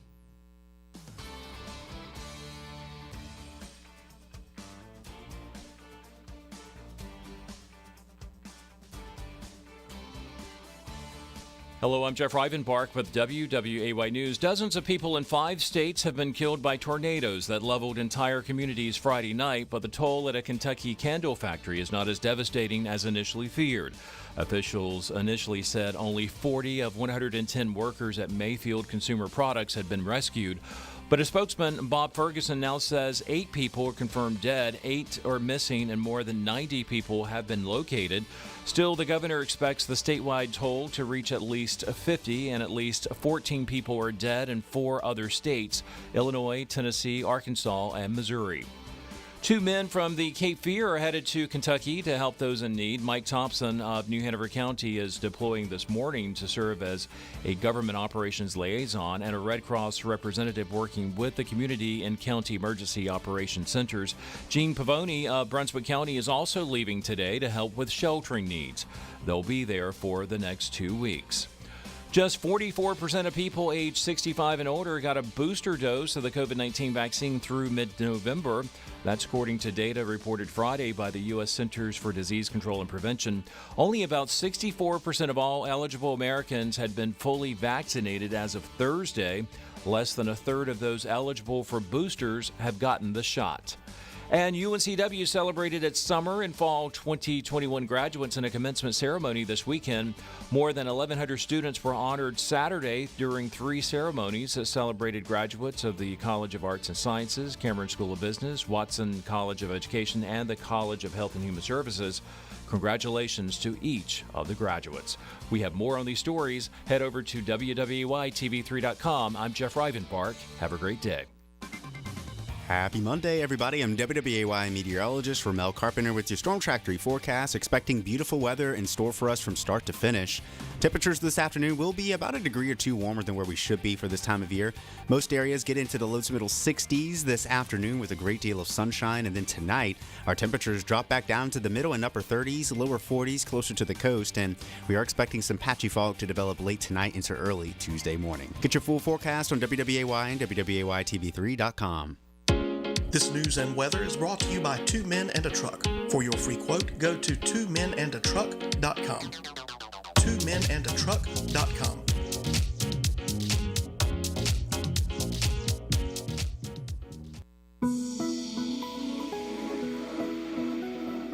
Do you or someone you love suffer from back pain, poor circulation, or struggle to get a good night's sleep?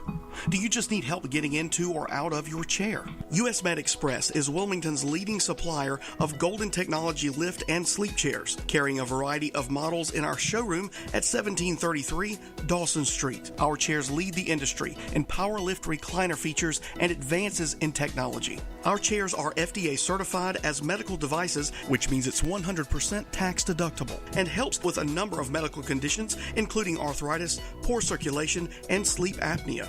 Give us a call today at 910-500-6162 or stop by and experience our chairs for yourself at 1733 Dawson Street. That's 910-500-6162. 1733 Dawson Street in Wilmington. US Med Express. If you want to talk about culture and politics without all the caterwauling, then you'll love Hertel Radio with me, your host, Andrew Donaldson, every weekday morning, 6 a.m. with a replay at 3 p.m. right here on the Big Talker. Catch it on the Listen Live tab on the app or watch on the Facebook page. Yes, that's on. Oh. No. No. There we go. No. Man. There we go. I gotta finish building the these dating systems. life of TK Turbo has been brought to you by FarmersOnly.com. TheAmericanBear.com. Ticking away the moments that make up a dull day. And here we are on the Asylum on the Big Talker in the morning, all the stuff that I keep forgetting to say because I haven't had enough coffee yet. This morning, you are joined by Mr. Sinister, Andrew Donaldson of ordinary-time.com. I got the hype in that time. Good man. And myself, TK Turbo, who is just some schmuck with a computer. For now. Running the station. You are the duct tape that keeps this thing from flying apart.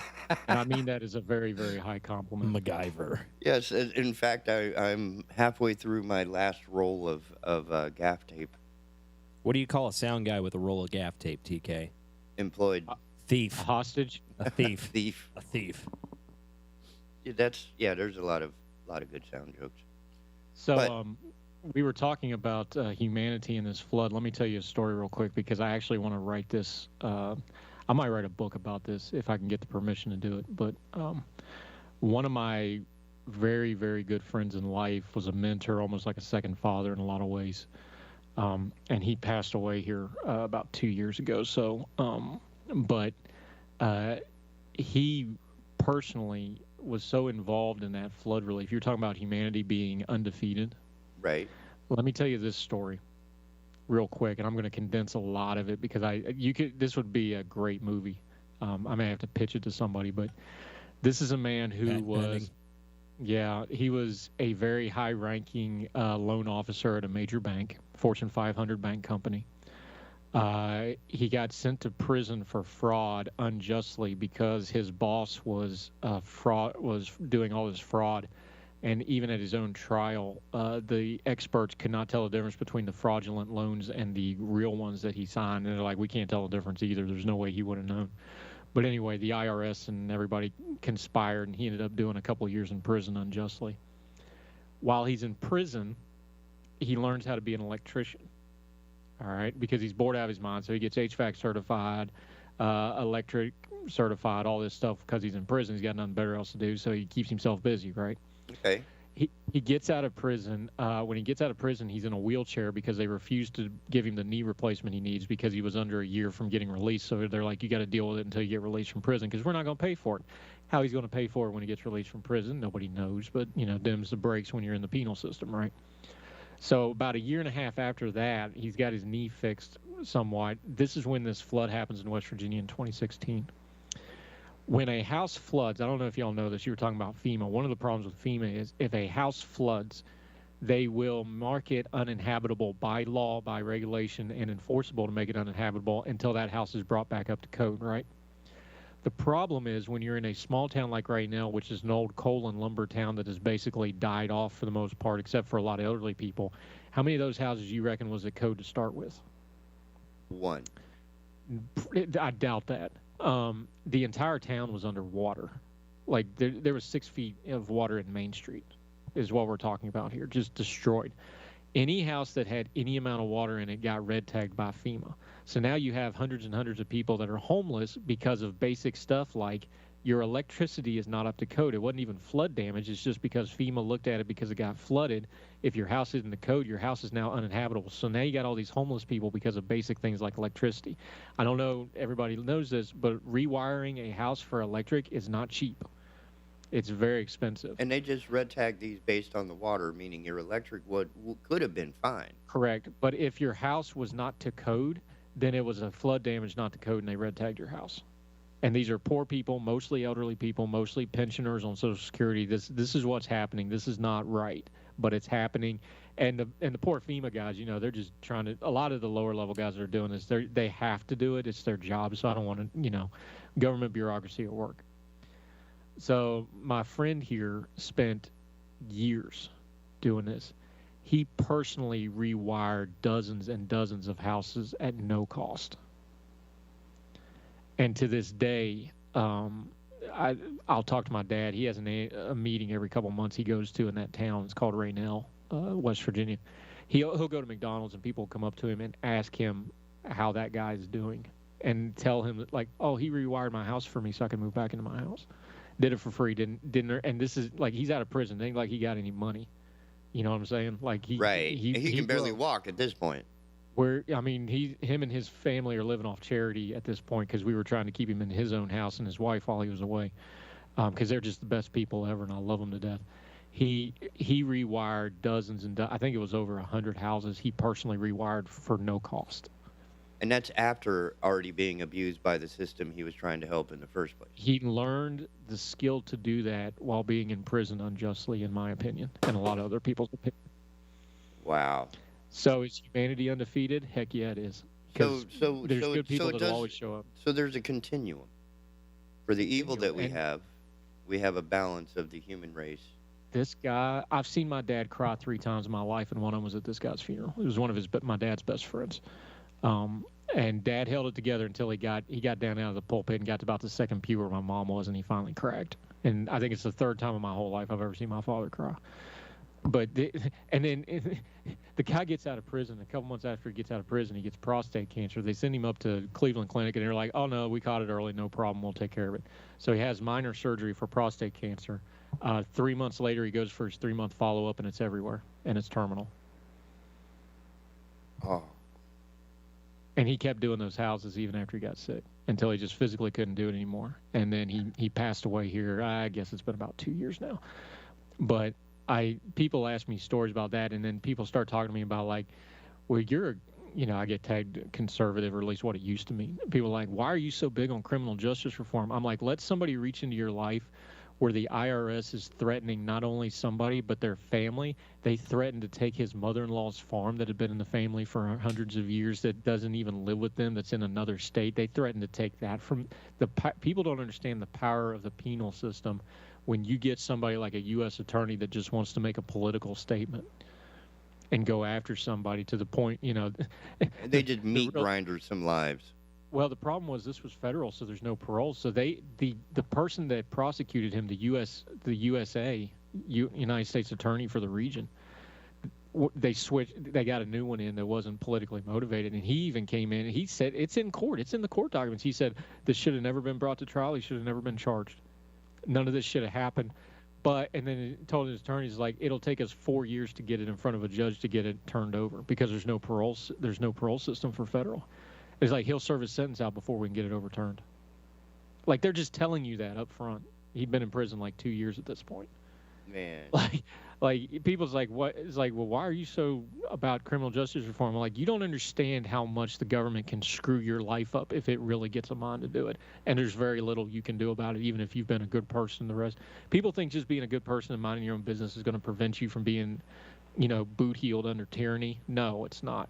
Your best defense is a good offense. Make sure you stamp out tyranny everywhere you can find it, because otherwise, eventually, it's going to get around to getting to you.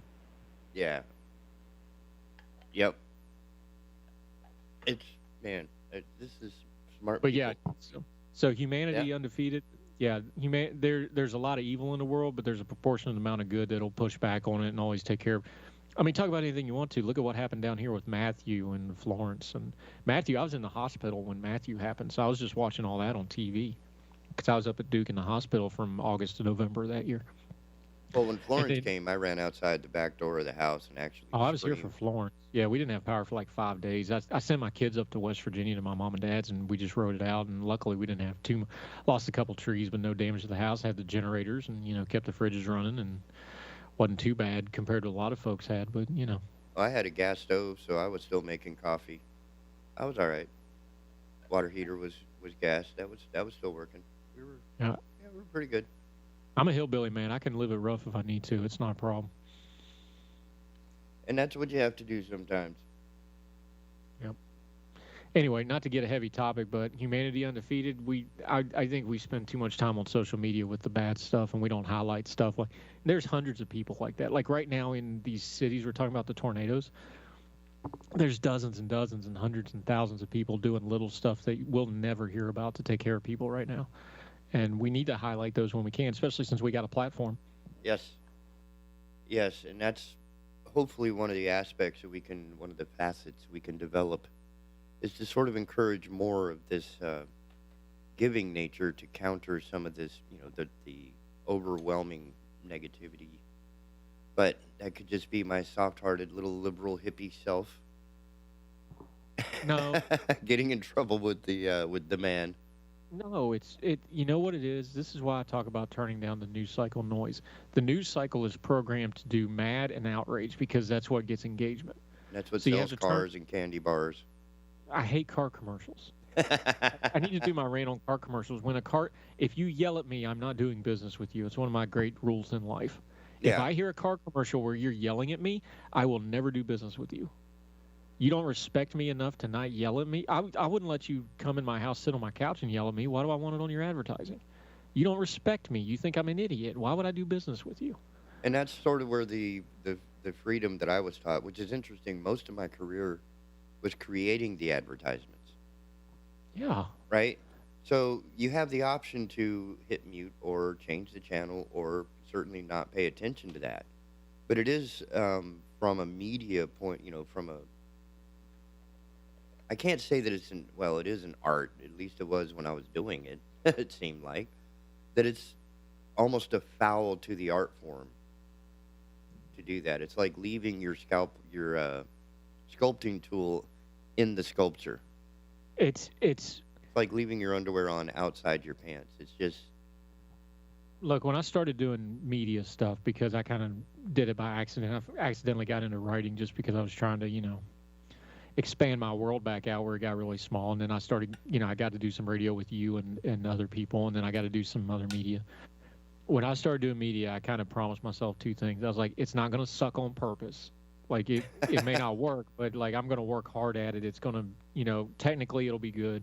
I'm not going to just throw garbage out there, like I work at it. So, it may not be successful, but it ain't going to suck on purpose. Right. And the other one is I'm never going to insult the audience. They're taking time out of their day to listen. You're sitting here, we're promoting it on social media like, hey, please listen to what I did here.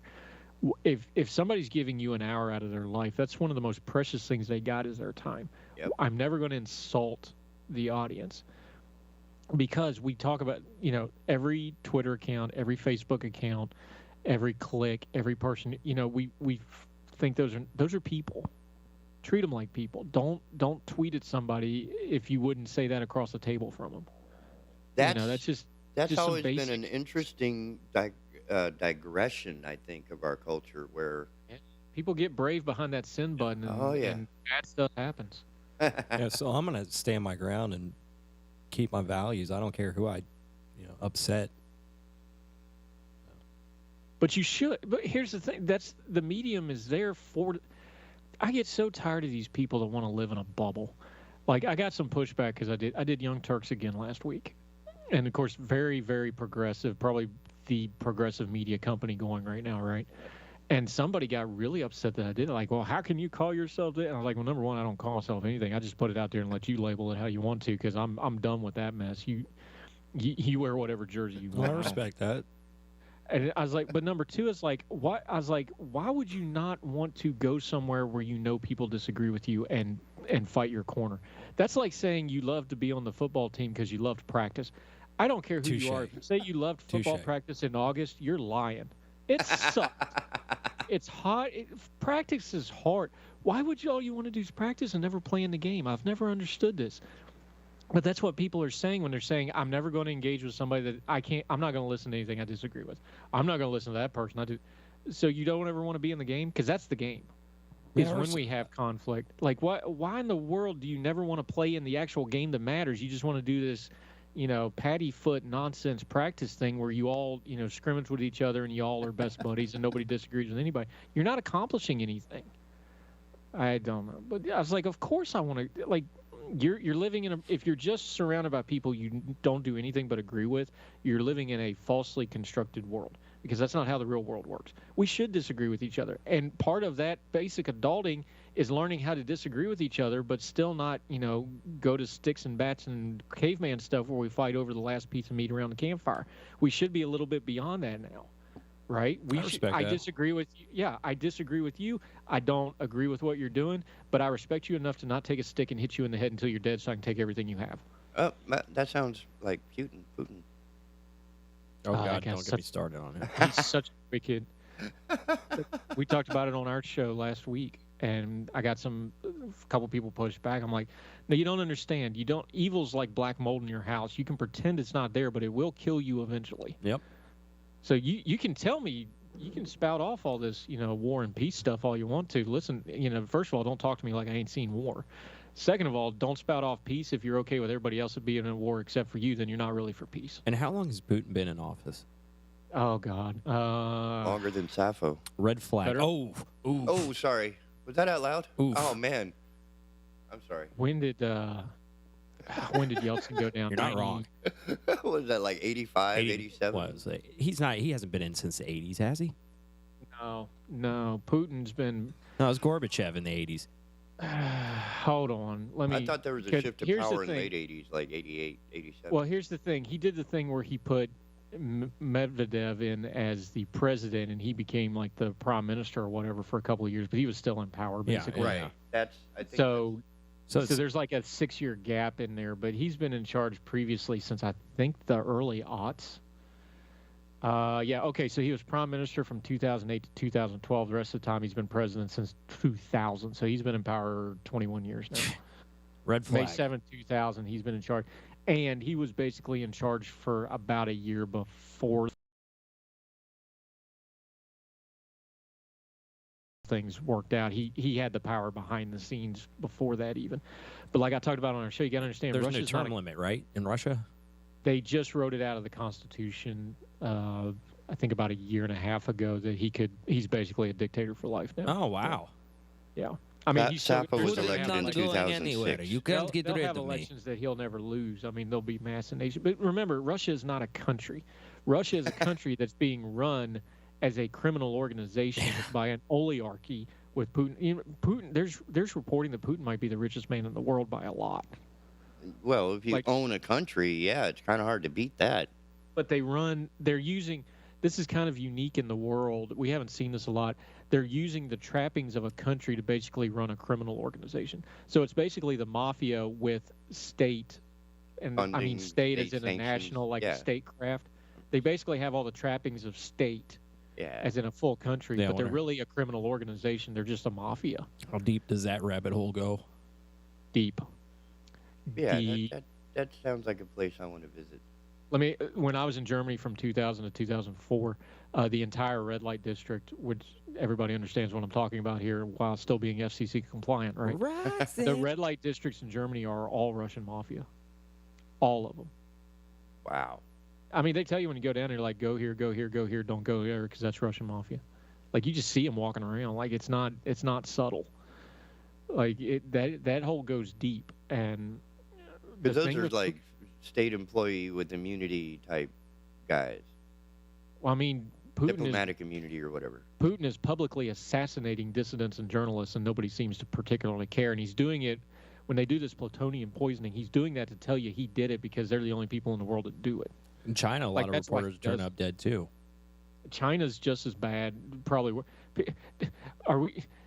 How do we not teach history that China killed 25 million people in the Great Leap Forward within some people's current lifetimes? 25 million people. They starved them to death on purpose.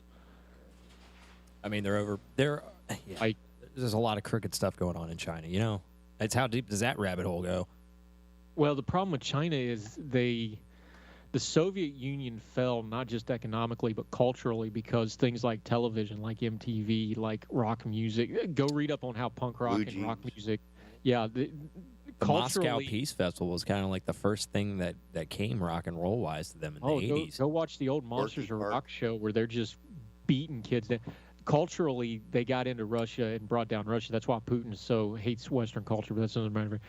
China, we can't do that because China's got such a technological lock. They're trying to keep all the cultural out so you don't have the cultural seepage to have that reaction. That's going to be the problem with China. And it was banned in West Germany, too, wasn't it? Because people were sneaking records in there. Yeah, because you had East and West. That's why we were talking about Angela Merkel on our show, and I did a podcast about 2-3 weeks ago. Merkel's such a big deal because she grew up. She was born in the Western Bloc, grew up in the Eastern Bloc, spoke fluent Russian. She was kind of the last link to understanding how bad that was because she grew up in it. Yeah, they were printing records on X-rays to sneak them in there so people could get music. Yeah, but the Soviet Union, there's a cultural element to how it came down, and you're not getting that. That's why China's fighting culture wars. So I don't mean the stupid culture wars we hear where we just yell at each other. I'm talking about an actual culture war where they control the music, they control the internet, they control everything. They have firewalls. You cannot Google search. Oh, yeah.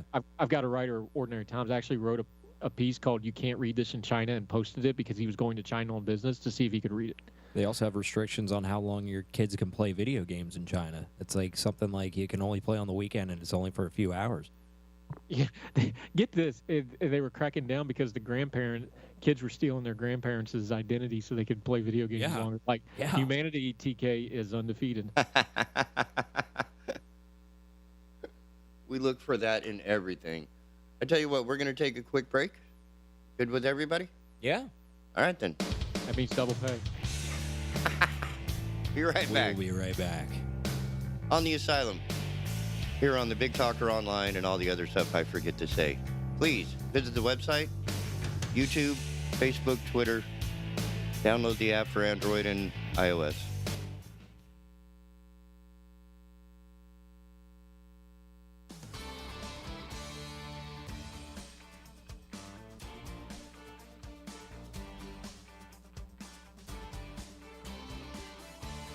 Hello, I'm Jeff Rivenbark with WWAY News. Dozens of people in 5 states have been killed by tornadoes that leveled entire communities Friday night, but the toll at a Kentucky candle factory is not as devastating as initially feared.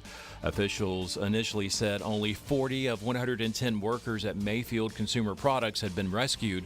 But a spokesman, Bob Ferguson, now says 8 people are confirmed dead, 8 are missing, and more than 90 people have been located. Still, the governor expects the statewide toll to reach at least 50, and at least 14 people are dead in 4 other states: Illinois, Tennessee, Arkansas, and Missouri. 2 men from the Cape Fear are headed to Kentucky to help those in need. Mike Thompson of New Hanover County is deploying this morning to serve as a government operations liaison and a Red Cross representative working with the community and county emergency operations centers. Gene Pavoni of Brunswick County is also leaving today to help with sheltering needs. They'll be there for the next 2 weeks. Just 44% of people aged 65 and older got a booster dose of the COVID-19 vaccine through mid-November.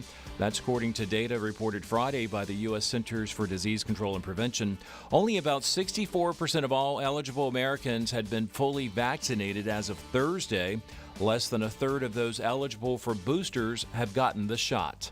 And UNCW celebrated its summer and fall 2021 graduates in a commencement ceremony this weekend.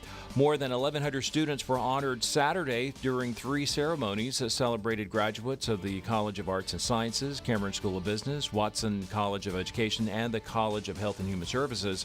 Congratulations to each of the graduates. We have more on these stories. Head over to WWAYTV3.com. I'm Jeff Rivenbark. Have a great day. Happy Monday, everybody. I'm WWAY meteorologist Ramel Carpenter with your Storm Track 3 forecast, expecting beautiful weather in store for us from start to finish. Temperatures this afternoon will be about a degree or 2 warmer than where we should be for this time of year. Most areas get into the low to middle 60s this afternoon with a great deal of sun.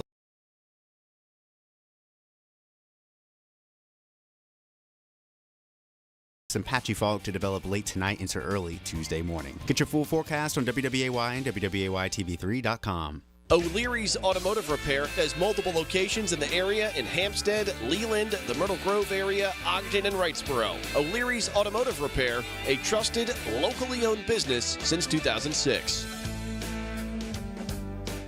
How far would you go if you had a group of strong, amazing people who support, motivate, and inspire one another to achieve their fitness goals and dreams? At Full Circle Fitness, we aren't just a place to work out. We're a community of amazing people who work together to reclaim our bodies and do things we thought we'd never be able to do again. Ready to set your fears aside and stop making excuses? Call today, Full Circle Fitness, 910-399-8350, or visit FullCircleFitnessNC.com.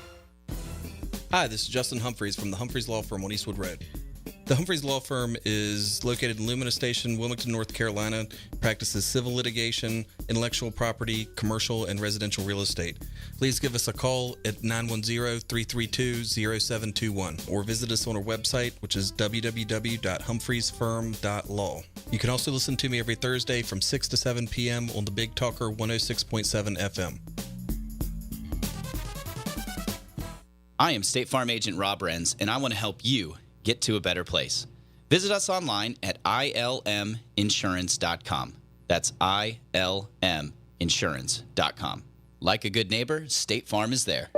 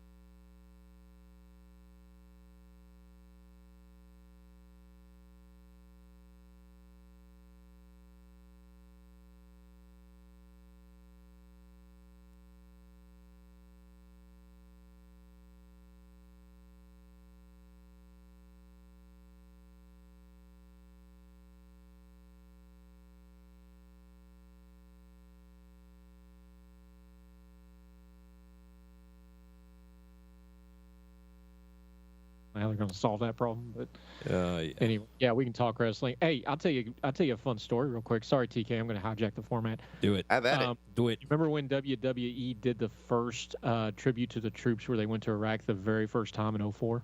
I do. That was John Cena, right? Cena was not on that trip. Stone Cold was on the trip. A bunch of other guys, but he Stone wasn't Cold wrestling, didn't go though. with him. He wasn't wrestling. He just appeared because he was still in that weird stage where he was done wrestling, but he was still the biggest star. I'm just trying to remember who had the push in 04. Was it Bautista? Well, The Rock had. This is when The Rock had just left the first time. So was Brock Lesnar? Lesnar wasn't there yet. Lesnar was in developmental still. I don't know if Cena was up yet or not. I'd have to go look. But anyway, Stone Cold actually flew separately, which was one of the backs. But I did that movement for when I was in the Air Force. We did that movement, so we got to meet all those guys. There's things that are pre-YouTube that I wish I had for YouTube, but my supervisor, Bart Papillo, all 5'1" of her, tripping over a very drunk Rikishi's foot on the aircraft, and she stood up. She gets up. You got to understand, I call her mom, okay, because when I went through rehab and stuff, she moved me into her house and babied me along. I love that woman. But she got up because his foot was in the aisleway of the aircraft. It was a KC-10. She gets up and she unloads a string of profanities like nose to his face. And for those that don't know, Rikishi's like 6'2", 6'3", about 330 pounds. Well, yeah, he's really about 330, 340, but he's wider than he is tall, basically, is what's going on.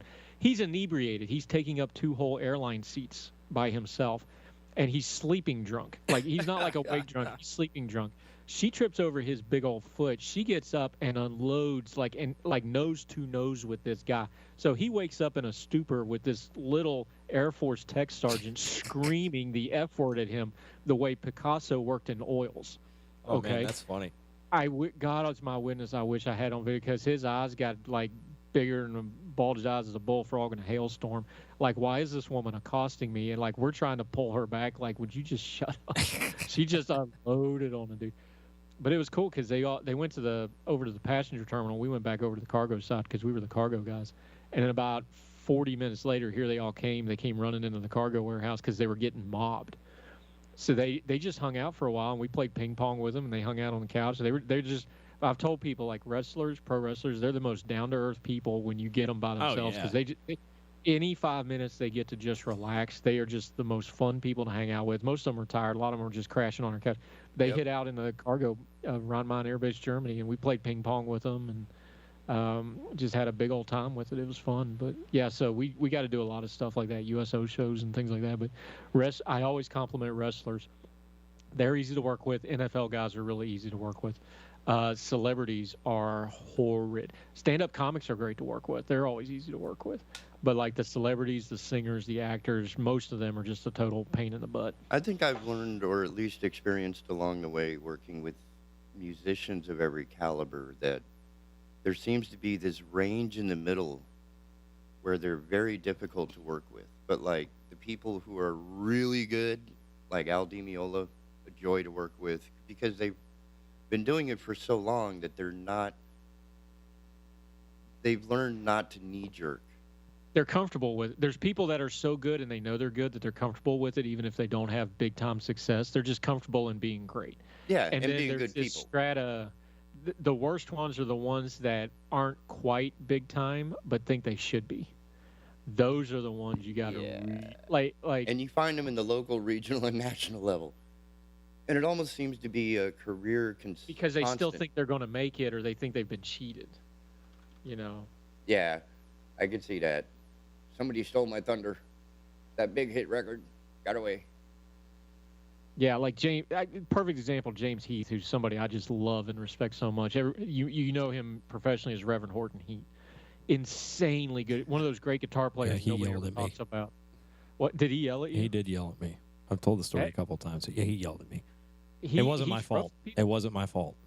He was so nice to us for like no good reason. Like he just took about 3 hours out of him and Bubba. Just they spent like 3 hours with us in Vegas just hanging out, and were nice as could be to us. But like people like that. But he's given interviews before. He's like, I think it was good that we never made it big time. Like he'll talk about like we just kind of steadied on for 20, 30 years, however long they've been going. But you know, people like that and Jimbo and those guys were good. They had just picked up the drummer from what was the Christian rock band? I can't remember now. Striper? Petra? No, Petra. The drummer from Petra had just joined them, and they were doing a tour and were out in Vegas, and they came on bass and did some stuff.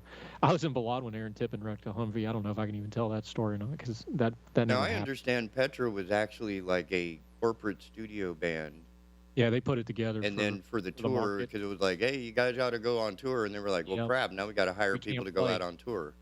Yeah, there's some stories like that of them, and I was never big into them, but well, it was an interesting, because at the time, this would have been, for those that don't know, around 83, 84, when the metal scene was starting to get into its glam phase with the big hair and the Aquanet.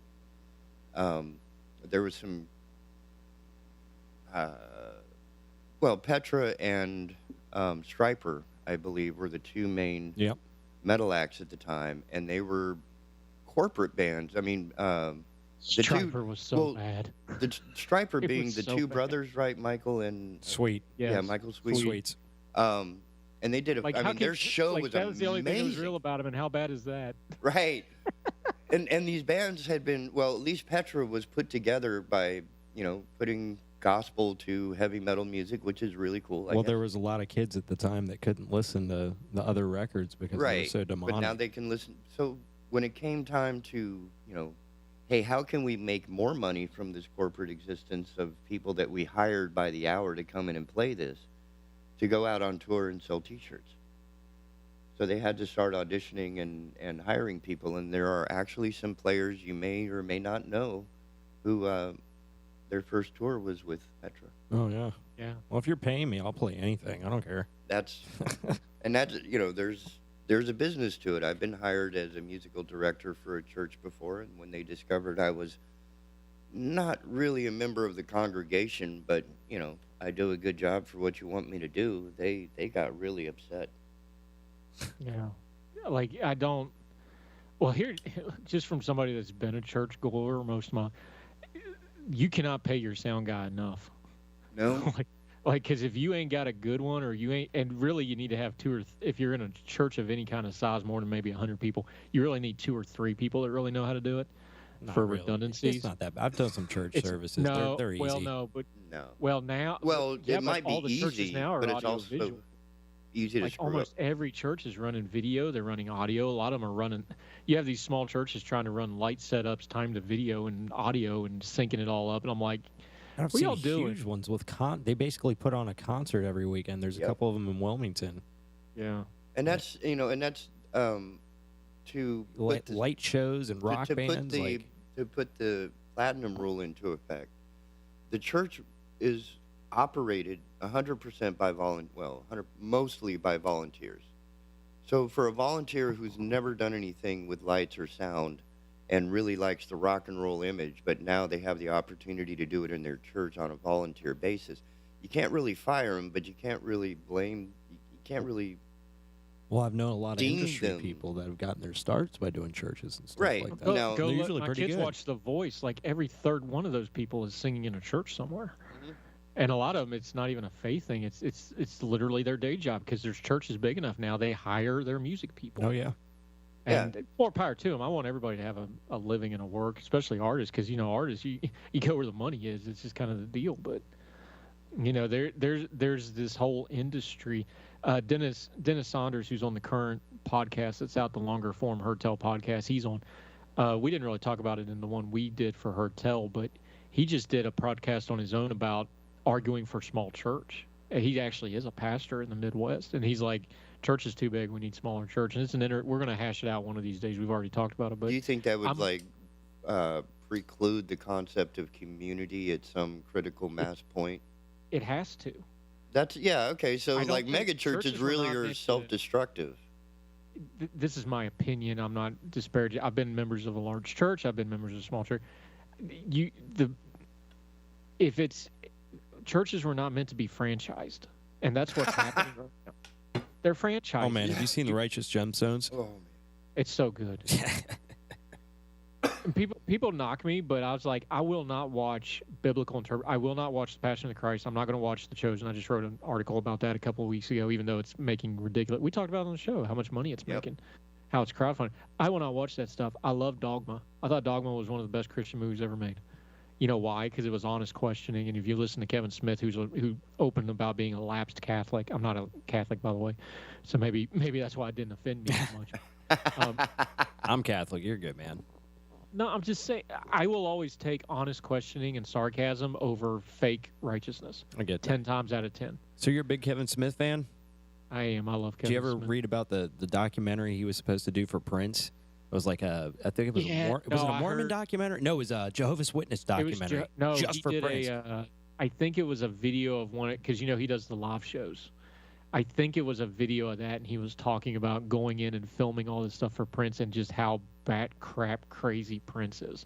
And I mean that with all due respect, because he's a genius. But he was making a documentary just for Prince. It was for nobody else to watch but Prince. Yeah, and it's in the vault somewhere in Paisley Park. Like, nobody's ever going to see it. And he told him that up front, and they gave him I forget the amount of money. It was an ungodly amount of money. But he was telling him, it's like, look, if you want a documentary, we have to do these cut shots, and we have to do, he's thinking, he's like, I just gave up on it. He's like, I just filmed everything. He's like, I forget now. I'd have to go watch it. He shot like 3 times what a feature film would be, amount of film for this thing. Like, just listen to him talk about doing that and how nuts it was, because Prince was just nonstop creative energy to his own detriment. Like, he never, it's like he says, like, he wakes up, he goes, he falls down sleeping somewhere, he never turns it off. Apparently, he had microphones all over his house, even in the shower. So if he had a he had a song idea, like anywhere he was in his house, he could record it. His personal music vault is thousands and thousands of songs. Like, it's insane. He recorded like 20, 30 songs a day, every day. Yep. For years. Like, it's just insane. Like, no wonder the dude, and I know it was a drug thing, but people like that just cannot live long. It's not possible. Like, there's too much. You burn that bright, you burn out there's fast. too much, better burn out and fade away. There's too much bandwidth. Yeah. That the human body can handle, and he's just one of those guys. And I think I think it's accessible, to all people, I'm experiencing it with this radio station that the more you dive into it, the more it takes to finish it. So 4 o'clock in the morning, I'm like, oh my God, I need a 2-hour nap before doing the morning show. Yeah, well, I mean, it's one of the reasons I do our show the way I do it, is so I can kind of space it out a little bit, and I got a little redundancy in there. But like when we used to do 3 hours of radio on the old Big Talker, up on the 9th floor, you come in and you rip it off. That's a whole different beast than what we're doing now. Like it's I mean, it's not even the same game. It's a totally different thing what we're doing now, and I don't want to get into all the behind the scenes stuff, but this is, and TK's doing all the heavy lifting, so all credit to you, sir, for doing the heavy lifting. But like as far as like compared to me doing 3 hours of morning radio with you, TK, and what we're doing now, this is what, 5 times more effort. Oh, easily. Yeah, easily 5 times more effort to do an hour, and in a radio hour on our current format's 48 minutes. 47 minutes, 50 seconds. Yep. I'm spending 5 times the amount of effort on that than I do doing 3 hours of morning radio, because the way it's you're lifting the load and you're trying to make it good, but it's just that much harder when you're doing everything on your own. But the reason we do it, it's so much more rewarding too when somebody finds it and goes, "Oh, this is good," because it is more of, this stuff right now, what we're doing, this is just us, man. There ain't, it's all we got. And it's not like we went to broadcasting school and learned how to, I still get calls and reminders of, hey, who are you guys? It's Mr. Sinister, Andrew, and Sir Knight. I love how you're using my gamer tag. Yeah, and well, it's what you prefer, isn't it? Yeah. So your pronoun. Use my gamer tag on an FCC compliant station. So. Oh man, I didn't know you were up in that. What's your game? See, I just told you I'm not going to tell you, and you try to. No, I just want to know the game, not the name. I am a geriatric gamer. I play classic rock video games. I play old because I don't have time to game anymore. No. Asteroids. I play at least a little bit of World of Warships every day. Oh, really? I like that one because I can jump on, play a little while, and jump off. I don't have a lot of time to do big involved games. Like I've got all these friends that do. They do the. See, I don't even know all the terminology anymore, but they do the Elder Scrolls stuff and all that. Like I haven't played that stuff in years and years and years because they're like, hey, I got 2 really good friends of mine. They're getting married. They met playing on, Skyrim online. She's in Connecticut. He's down here in outside of Greensboro. They just got engaged. That's how they dated basically. Is they get together and play Elder Scroll online or Skyrim. I'm sorry, Skyrim online. So and that's how they built their relationship. I mean, and they're old. I mean, they're older than me. Did they TikTok their wedding? They haven't had it yet. I'm hoping to get invited because they're just 2 really awesome people. Yeah, that's just the world. You know what? I tell people they don't understand. My 2 youngest were home when they did the virtual school. They were like, well, they missed the social. I'm like, not really. I was like, and the old people are going to roll their eyes at this, but they talked to their friends more when they were out of school than they did when they were in school because everything was TikTok and messaging, and like I could hear their friends' voices in my house all day long. Yeah. Wow. Off their devices. So I was like, you don't understand that the culture's. Quit talking about culture change. Culture's already changed. Yeah. One of the things I noticed from because I am older than both of you guys, the conversations are more relaxed and more involved in the gaming environment. That is, there's this dissociative property with playing the video game where the conversation becomes more realistic, more real, more grounded. Yeah. And that's why I'm telling you, we're going to have James Charnowski on the show tomorrow. He does a lot of this internet regulation stuff. He's going to be the guest on Hertel Radio tomorrow morning. One of my rants to lead into that is going to be on people do not understand that video games is the cutting edge of politics right now. Oh! That's where it's at. The biggest exploding content creator for politics right now is on Twitch. It's the biggest thing, and nobody's talking about it. Wow, are they incorporating the policy ideas or ideology into the game itself? I was on Young Turks last week. Everybody knows what Young Turks are. I was on Young Turks. Their biggest individual income stream right now going is their Twitch channel.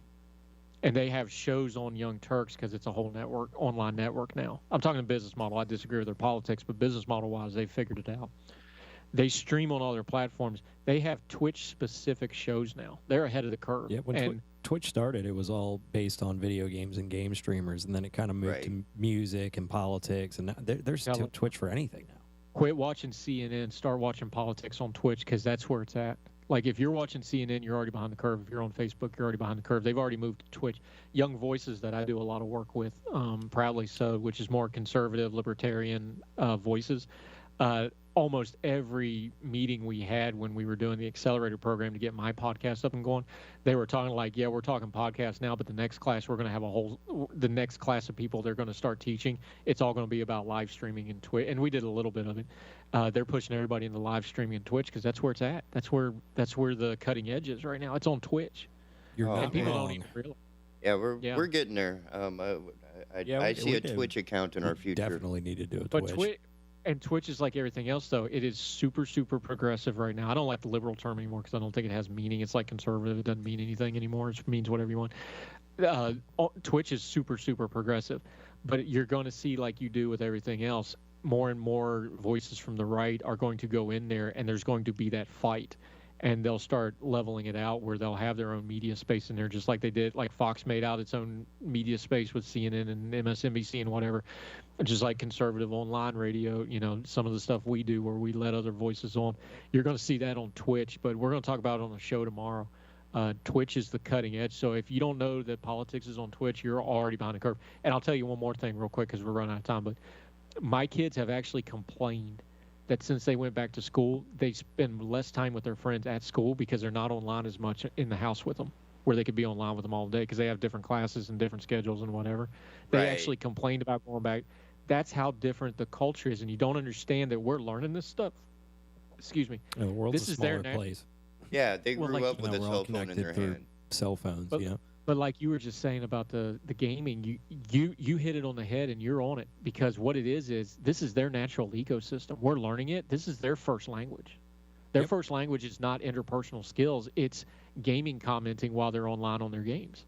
That's their first language. That's how they deal with people. So if you're going to talk culture and politics, you better learn that language in a hurry because when they go out in the real world in 20, 30 years, that's who's in charge. Yep. Like people haven't figured out yet that the MTV generation is actually getting ready to retire. Yeah. Just stop and think about that for a second. The MTV generation is getting ready to retire. Yeah, stop. Yeah. Just stop. Way to make me feel old. Yeah, Look, I'm 41. I feel attacked. Like I'm 41. I feel old already because my kids are they're so ahead of me. We've been through hell. Well, they also grew up with technology, smartphones in their hands, yeah? Yeah, that's what I'm saying. It's not something they're learning. It's their natural ecosystem to be online. It's more unnatural for them to be in public settings with people than it is to be online. It's more unnatural for them to fly a kite than it is to game with somebody they never met and end up marrying them 8 months later. But y'all were talking earlier about, like cultural norms.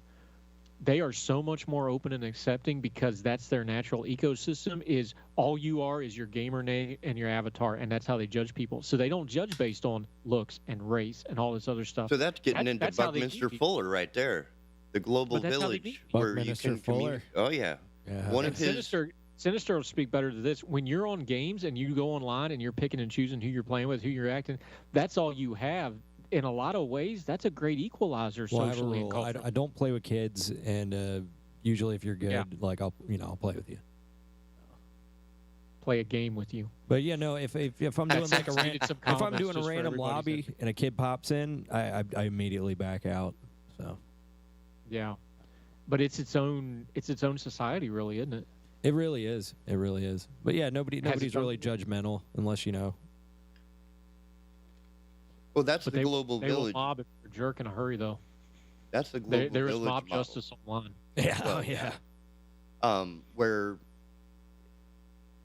you don't have any of the biases in a virtual environment. So his essay on this was focused around being able to communicate freely and openly with somebody through a computer keyboard, because that we didn't have I mean, the bandwidth for that was pretty huge.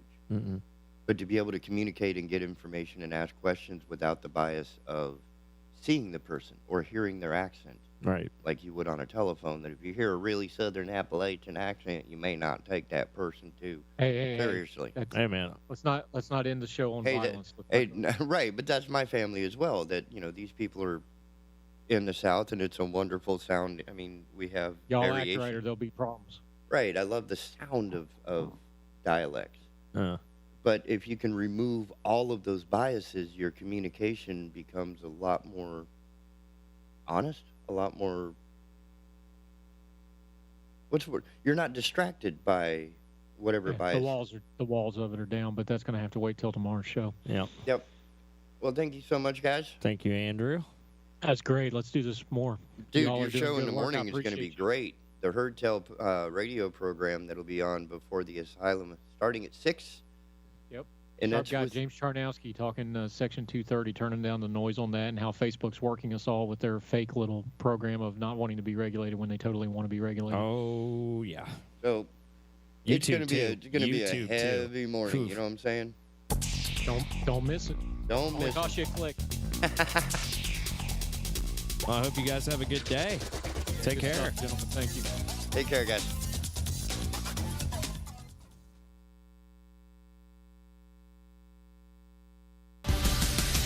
Keeping Wilmington informed. The big